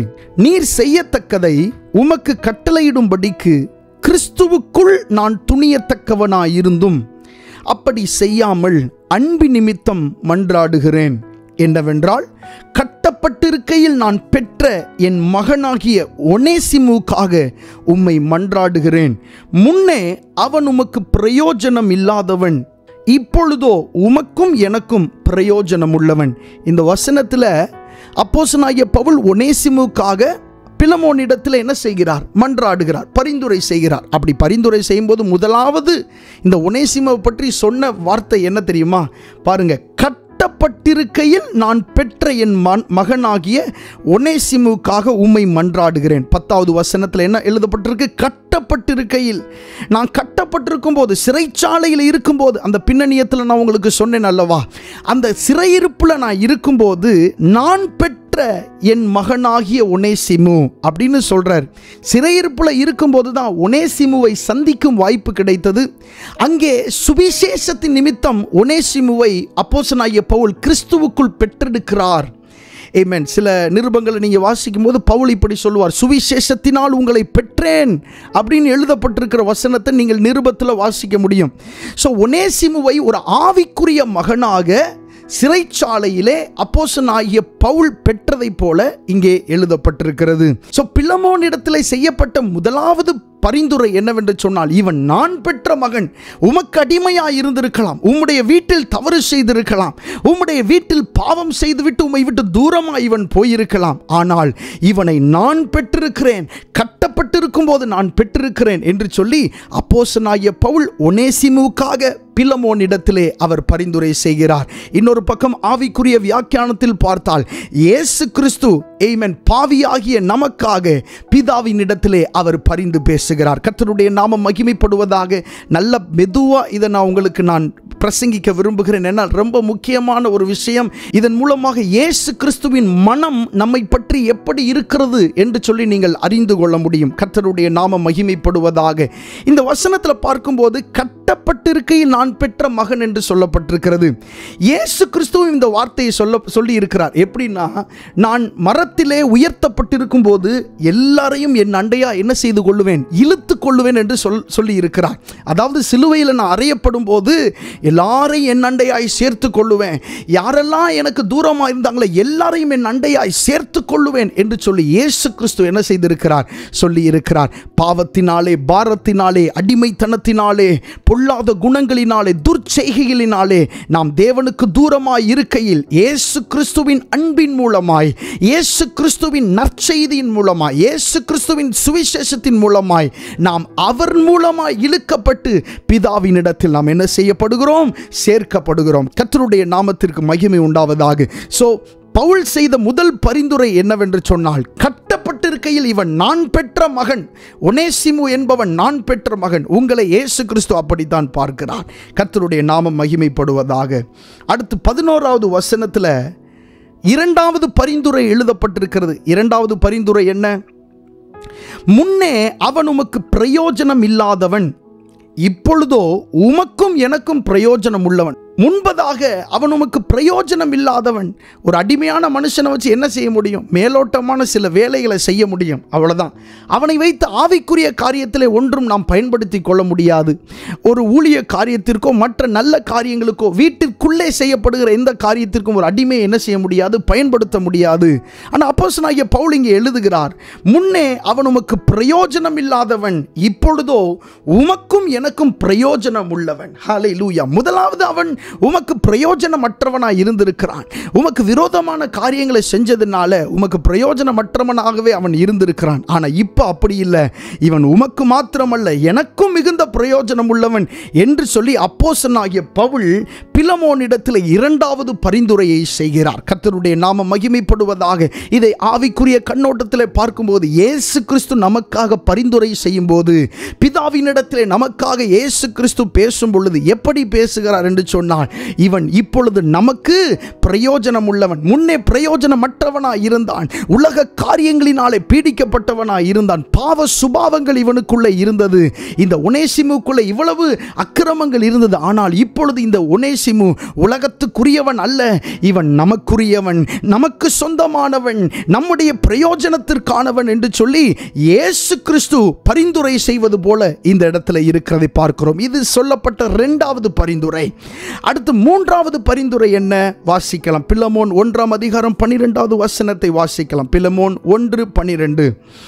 அவனை நான் உம்மிடத்தில் அனுப்புகிறேன், என் உள்ளம் போல் இருக்கிற அவனை நீர் ஏற்றுக்கொள்ளும். மறுபடி வாசிக்கலாம். அவனை நான் உம்மிடத்தில் அனுப்புகிறேன், என் உள்ளம் போல் இருக்கிற அவனை நீர் ஏற்றுக்கொள்ளும். இந்த வசனத்தில் முதல் வார்த்தை அவனை நான் உம்மிடத்திற்கு அனுப்புகிறேன். அப்போஸ்தலனாகிய பவுல் சொல்லுகிறார், அவன் தப்பு செஞ்சவன் தான், அவன் தவறாய் நடந்தவன் தான், வீட்டுக்குள்ளே சேர்த்து கொள்ள முடிகிறதுக்கு எந்த ஒரு நல்ல காரியமும் அவன்கிட்ட இல்லை, அவன்கிட்ட நன்மை அப்படின்னே இல்லை, அவன் செஞ்சதான் தப்பு மட்டும்தான். ஆனால் நான் அவனை உம்மிடத்திற்கு அனுப்புகிறேன் அப்படின்னு சொல்லி பவுல் சொல்லுகிறார் ஒனேசிமுவை பற்றி. இதை எப்படி ஆவிக்குரிய கண்ணோட்டத்தில் பார்க்கலாம்? இயேசு கிறிஸ்து சொல்லுகிறார், நானே வழியும் சத்தியமும் ஜீவனுமாய் இருக்கிறேன், என்னை அன்றி பிதாவின் இடத்திலே ஒருவனும் வரான் என்று சொல்லி இயேசு கிறிஸ்து சொல்லுகிறதை பார்க்கிறோம். இயேசு கிறிஸ்துவை அல்லாமல் பிதாவினிடத்திற்கு போகிறதற்கு வேறு ஒரு வழியும் இல்லை. இந்த சிறைச்சாலையில் இருக்கிற இந்த ஒனேசிமு பவுல் என்கிற ஒப்பனையாய் சொல்லப்பட்ட இயேசு கிறிஸ்துவின் மூலமாகத்தான் பிதாவை சென்றடைய முடியும். அதனால இந்த இடத்துல பவுல் சொல்லுகிறார், நான் அவனை உம்மிடத்தில் என்ன செய்கிறேன்? அனுப்புகிறேன். நான் அவனை அனுப்புகிறேன். இயேசு கிறிஸ்து ஒரு காரியத்தை அவர் செய்யும் போது பிதாவானவர் அதை மறுக்கிறதே இல்லை. எங்கேயும் அப்படி மறுத்ததை நீங்கள் வேதத்தில் பார்க்க முடியாது. ஏன் அப்படின்னு சொன்னால், பிதாவுக்கு சித்தமானதை தான் இயேசு கிறிஸ்து எப்பொழுதுமே செய்கிறவராக இருந்திருக்கிறார்.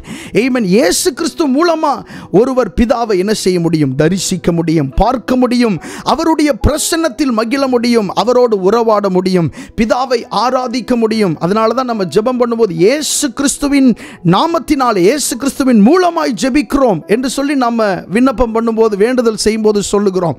கர்த்தர் நல்லவர். அப்போ இங்கே பவுல் சொல்லுகிறார், அவனை நான் உம்மிடத்திற்கு அனுப்புகிறேன் என்று சொல்லுகிற வார்த்தையை நாம் அங்கே பார்க்கிறோம். அடுத்து இந்த வசனத்தில் ரொம்ப ஒரு சென்சிட்டிவான, இமோஷனலான ஒரு வார்த்தையை பவுல் சொல்லுகிறார். என்னன்னா, என் உள்ளம் போல் இருக்கிற அவனை நீர் ஏற்றுக்கொள்ளும் அப்படின்னு சொல்கிறாரு. அதாவது என் இருதயத்தை போல் அவன் இருக்கான், என் இருதயத்தை போல் அவன் இருக்கான், அவனை நீர் ஏற்றுக்கொள்ளணும் அப்படின்னு சொல்லி சொல்கிறான்.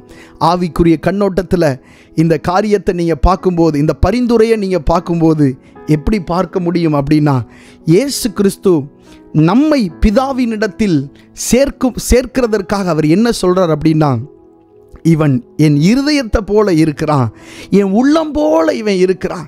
இந்த உலகத்திலே யாருமே சொல்லாத வார்த்தையை உங்களை குறித்து இயேசு கிறிஸ்து என்ன செய்கிறார்? சொல்லுகிறார். இவன் என் உள்ளம் போல இருக்கிறான். இன்றைக்கு அநேகர் உங்கள் உள்ளம் போல இருக்கிறேன்னு உங்கள்கிட்ட சொல்லலாம். அது எதுவுமே உண்மை அல்ல. அவர்கள் யாருமே முழு இருதயத்தோடு அப்படி சொன்னதும் இல்லை. ஆனால் இயேசு கிறிஸ்து உங்களை குறித்து சொல்லுகிறார், இவன் என் உள்ளம் போல இருக்கிறான், இவன் என் உள்ளம் போல இருக்கிறான், என் இருதயத்தை போல இவன் இருக்கிறான், இவனை நீர் ஏற்றுக்கொள்ளும் என்று சொல்லி இயேசு கிறிஸ்து நமக்காக பிதாவினிடத்திலே அவர் பரிந்து பேசுகிறார். ஹல்லேலூயா, ஆமென். இந்த பிலமோன் மறுக்கவே மாட்டார். பவுல் என்ன சொன்னாலும் பிலமோன் மறுக்க போறதே இல்லை. ஏன்னா பவுல் மேலே இந்த பிலமோன் வச்சிருக்கிற அன்பு அப்படின்னும் போது அது எங்கேயோ உயரத்தில் இருக்குது, எவ்வளவோ மேலான ஒரு இடத்துல இருக்குது. அதனால பவுலுக்கு ரொம்ப உறுதியாக தெரியும். அதனால தான் ஒரு வசனத்தில் சொல்லுவார், நான் சொல்லுவதற்கும் அதிகமாய் நீர் செய்வீர் என்று அறிந்து அப்படின்னு சொல்லி பவுல் எழுதுவார் பிலமோனுக்கு எழுதும்போது. அதுபோல் இயேசு கிறிஸ்துவுக்கு அவ்வளோ ஒரு உரிமை பிதாவின் இடத்திலே. அவர் என்ன சொல்கிறார் அப்படின்னா, அவர் அந்த உரிமையை பயன்படுத்தி நமக்காக பிதாவின் இடத்திலே அவர் பரிந்து பேசுகிறார். அவன் என் இருதயத்தை போல இருக்கான், அவனை நீங்கள் ஏற்றுக்கொள்ளணும் அப்படின்னு சொல்லி உங்களுக்காக பிதாவின் இடத்திலே நம் இயேசு அவர் பரிந்து பேசி கொண்டிருக்கிறார். நீங்கள் பாவம் செய்யும் போதெல்லாம், நீங்கள் அவரை விட்டு தூரம் போகும்போதெல்லாம் இந்த வார்த்தையை சொல்கிறார், அவன் என் இருதயத்தை போல இருக்கான், அவன் என் இருதயத்தை போல இருக்கான், அவன் என் இருதயத்தை போலவே இருக்கான். நான் சொல்கிறேன், உங்கள் தாய் தகப்பன் இப்படி சொல்ல முடியாது, உங்கள் கூட பிறந்தவங்க இப்படி சொல்ல முடியாது, உங்களை அன்பாய் நேசிக்கிற உங்களுடைய கணவனோ உங்களுடைய மனைவியோ இதை சொல்ல முடியாது. ஆனால் உங்களை உண்மையாய் உள்ளபடி நேசிக்கிற இயேசு இந்த வார்த்தையை உங்களுக்காக பிதாவின் இடத்திலே சொல்லுகிறார். என்ன சொல்லுகிறார்? அவன் என் உள்ளத்தை போல இருக்கான், அவன் என் இருதயத்தை போல இருக்கான், நீர் அவனை ஏற்றுக்கொள்ளணும்னு சொல்லி உங்களுக்காகவும் எனக்காகவும் அவர் பிதாவுக்கு முன்பாக அவர் பரிந்து பேசி கொண்டிருக்கிறார்.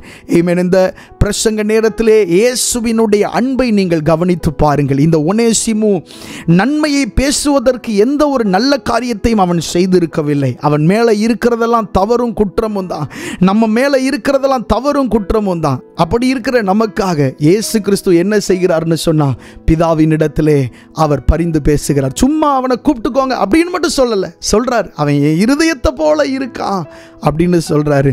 அதனால தான் நீதிமொழிகளில் ஆமென் இப்படி சொல்லப்பட்டிருக்கிறது, என் மகனே உன் இருதயத்தை எனக்கு தா அப்படின்னு ஆண்டவர் கேட்கிறார். வேற என்னென்னவோ இருக்கு, உன் கண்ணை எனக்கு கொடுன்னு கேட்கல, உன் இருதயத்தை எனக்கு தா. அந்த உங்க இருதயம் இயேசு கிறிஸ்துவின் இருதயம் ஒன்றா இணையணும் அப்படின்றது அவருடைய நோக்கமாக இருக்கிறது. எவ்வளவு நம்மை நேசித்திருந்தால், எவ்வளவு நம்மேல் அன்பு வைத்திருந்தால், பிதாவின் இடத்திலே இயேசு கிறிஸ்து நமக்காக இந்த காரியத்தை சொல்லி இருப்பார் என்று சொல்லி நீங்களும் நானும் யோசித்து பார்க்க வேண்டும். இது 4ஆவதாக செய்யப்பட்ட பரிந்துரை. அடுத்து 5ஆவது பரிந்துரை என்னவென்று சொன்னால், வாசிக்கலாம். பிலமோன் 1 அதிகாரம் 15வது வசனம். பிலமோன் 1:15. அவன் என்றென்றைக்கும் உம்முடையவனாயிருக்கும்படிக்கும் இனிமேல் அவன் அடிமையானவனாக அல்ல, அடிமையானவனுக்கு மேலானவனாகவும் பிரியமுள்ள சகோதரனாகவும் இருக்கும்படிக்கும் கொஞ்ச காலம் உம்மை விட்டு பிரிந்து போனானாக்கும் அப்படின்னு எழுதுறாரு. அப்போஸ்தலனாகிய பவுல் செய்த 5வது பரிந்துரை என்னவென்று சொன்னால், அவன் என்றென்றைக்கும் உம்முடையவனாயிருக்கும்படிக்கும் என்று சொல்லி எழுதப்பட்டிருக்கிறது. இதுதான் 5வது பரிந்துரை. அவன் ஏதோ உம்மை விட்டு போகிறவனாக, உம்மை விட்டு போகிறவனாக அல்ல, அவன் என்றென்றைக்கும் உம்மோடு இருக்கிறவனாக, உம்முடையவனாயிருக்கும்படிக்கும் அப்படின்னு எழுதுறாரு. இதுதான் பரிந்துரையை பாருங்க. இயேசு கிறிஸ்து நமக்காக பிதாவினிடத்தில் பரிந்துரை செய்யும்போது இப்படி தான் பரிந்துரை செய்கிறார். என்ன சொல்றார்னா, இவன் உங்க கூட இருக்கணும், உங்களுடையவனாகவே இவன் உமக்கு சொந்தமானவனாகவே இவன் இருக்கணும். இவன் சத்ருவுக்கு சொந்தமா மாறிடக்கூடாது, பிசாசினுடைய பிள்ளையா போயிடக்கூடாது, இவனுடைய வாழ்க்கை நரகத்தில் முடிஞ்சிடக்கூடாது. இவன் எப்பவுமே இவன் உங்களுடையவனாகவே இருக்கணும் அப்படின்னு சொல்லி ஆமென் இயேசு கிறிஸ்து நமக்காக, ஒனேசிமுவாகிய நமக்காக ஆமென் பிதாவின் இடத்துல என்ன செய்கிறார்? பரிந்து பேசுகிறார். எவ்வளவு ஒரு நல்ல விஷயம் பாருங்க. இயேசு கிறிஸ்து இந்த பூமியிலே வந்து அவர் இந்த பூமியில வாழ்ந்து இங்கே இருந்து பரமேறி போகிற வேளையிலே அவர் ஒரு ஜெபம் பண்ணினார். யோவான் எழுதின சுவிசேஷத்தில் அந்த கடைசி சில அதிகாரங்கள் அந்த ஜெபத்தை நீங்கள் பார்க்க முடியும். அந்த ஜெபத்தில் அவர் வெளிப்படையாக நிறைய விஷயங்களை இப்படி சொல்லி ஜெபம் பண்ணார். அதாவது நாம் எல்லாரும் பிதாவுக்கு சொந்தமானவர்களாக மாற வேண்டும் என்பதே இயேசு கிறிஸ்துவினுடைய அந்த முழு ஜெபமாகவும் இருந்ததை நாம் பார்க்க முடியும். அந்த ஜெபத்தினுடைய நோக்கம் அதுதான், நம்ம எல்லாரும் பிதாவுக்கு சொந்தமானவங்களாக நம்ம இருக்கணும் அப்படின்றது தான். ஈவன் இதே தான் இங்கே பவுல் என்ன செய்கிறார் அப்படின்னா, பிலமோனிடத்தில் பரிந்துரை செய்கிறார், மன்றாடுகிறார், சொல்லுகிறார், அவர் எப்போதும் அவன் உங்களுடையவனாகவே இருக்கணும். அவன் உங்களை விட்டு தவறு செஞ்சு வந்திருக்கலாம், உண்மைதான். ஆனால் அவன் அப்படிப்பட்டவனாகவே இல்லை, துரத்தப்பட்டவனாக இல்லை, அவன் எப்பவும் உங்களுடையவனா இருக்கணும் அப்படின்னு சொல்லி அவர் மன்றாடுகிறார். இயேசு கிறிஸ்து மன்றாடுகிற விதமும் அதுதான். அடுத்து 6வது பரிந்துரை என்னன்னா, அதே வசனத்தில் சொல்லப்பட்டிருக்கிறது, இனிமேல் அவன் அடிமையானவனாக அல்ல, அடிமையானவனுக்கும் மேலானவனாகவும் பிரியமுள்ள சகோதரனாகவும் இருக்கும்படி அப்படின்னு சொல்லி எழுதப்பட்டிருக்கிறது. அப்போ பவுல் என்ன செய்கிறார்னா, பிலமோனிட்ட மன்றாடும் போது இப்படி சொல்லி மன்றாடுகிறார், இனிமேல் அவன் அடிமையானவனா உங்கள்கிட்ட இருக்கக்கூடாது. அவன் அடிமையாக வாங்கப்பட்டவன். நம்ம அந்த பின்னணியத்தை பார்க்கும்போது நம்ம தியானிச்சோல்ல, இந்த ஒனேசிமு வந்து அடிமையாக காசுக்காக வாங்கப்பட்டவன், வீட்டில் இருக்கிற இந்த வேலைகளை செய்யும்படி அடிமையாக வாங்கப்பட்டவன். அப்படி அடிமையாக இருக்கிற அவன் இனிமேல் உமக்கு அடிமையானவனாக இருக்கக்கூடாது, அடிமையானவனாக இல்லாமல் உமக்கு பிரியமுள்ள சகோதரனா அவன் இருக்கணும் அப்படின்னு சொல்லி பவுல் என்ன செய்கிறார்னா, பிலமோன் இடத்திலே பரிந்துரை செய்து பேசுகிறார். ஒனேசிமுவுக்காக, ஒரு தவறு செய்த மனுஷனுக்காக என்னவெல்லாம் பேசுகிறார் பாருங்க. இயேசு கிறிஸ்துவும் அதைத்தான் சொல்றார். அவர் இவன் இனிமேல் உமக்கு அடிமையானவனாக அல்ல, இவன் அடிமையான அந்த காரியத்தினால் அல்ல. நிறைய காரியங்களை நம்ம அடிமைப்பட்டிருக்கிறோம். ஆமென். பாவத்துக்கு அடிமைப்படுறோம், சுபாவங்கள், தவறான சுபாவங்களுக்கு அடிமைப்பட்டிருக்கிறோம், அநேக காரியங்களுக்கு நம்ம அடிமைப்பட்டவர்களாகவே இருக்கிறோம். இந்த உலகம் இன்னும் புதியதாய் நவீனமாய் மாற மாற மாற அநேக பொருட்களுக்கு கூட நம்ம என்ன செய்கிறோம்? அடிமைத்தனப்படுகிறோம். அப்படி அடிமைத்தனமானவர்களாய் நாம் இருக்கிற இந்த நிலையை அவர் மாற்றி, இவன் இனிமே அடிமையா இருக்கக்கூடாது என்று சொல்லி இயேசு கிறிஸ்து நமக்காக பிதாவின் இடத்தில் என்ன செய்கிறார்? அவர் மன்றாடுகிறார், அவர் பரிந்து பேசுகிறார். அடுத்ததாக 7வது பரிந்துரை என்ன தெரியுமா? வாசிக்கலாம். பிலமோன் எழுதின நிருபம் அந்த முதல் அதிகாரம் 18வது வசனம். பிலமோன் 1:18. அவன் உமக்கு யாதொரு அநியாயம் செய்ததும் உம்மிடத்தில் கடன்பட்டதும் உண்டானால் அதை என் கணக்கிலே வைத்துக் கொள்ளும் அப்படின்னு சொல்லி அப்போஸ்தலனாகிய பவுல் சொல்லுகிறார். அவன் உமக்கு யாதொரு அநியாயம் செய்து உம்மிடத்தில் கடன்பட்டது உண்டானால் அதை என் கணக்கிலே வைத்துக் கொள்ளும் என்று சொல்லி இங்கே பவுல் என்ன செய்கிறார்? பிலமோனிடத்திலே ஒனேசிமுக்காக பேசுகிறார். இது செய்யப்பட்ட 7வது பரிந்துரை. நன்றாக கவனித்து பாருங்கள். இயேசு கிறிஸ்துவும் நமக்காக பிதாவினிடத்தில் பரிந்து பேசும்போது இதை சொல்லித்தான் அவர் என்ன செய்கிறார்? பேசுகிறார். அவன் உமக்கு யாதொரு அநியாயம் செய்திருந்தால் ஆமென், அல்லது உம்மிடத்தில் கடன் பட்டிருந்தால் அதை என் கணக்கிலே வைத்துக்கொள்ளும். இதெல்லாம் கணக்கில் வச்சு தான் 2000 ஆண்டுகளுக்கு முன்பாக இயேசு கிறிஸ்து அந்த அகோரமான கல்வாரி சிலுவையிலே அவர் நமக்காக மரித்தார். ஆமென். ஏசாயாவில் நம்ம வாசிக்கும் போது, நாம் அவரை பார்க்கும்போது அவரிடத்தில் விரும்பப்படத்தக்க ரூபம் அவருக்கு இல்லாதிருந்தது என்று சொல்லப்பட்டிருக்கிறது.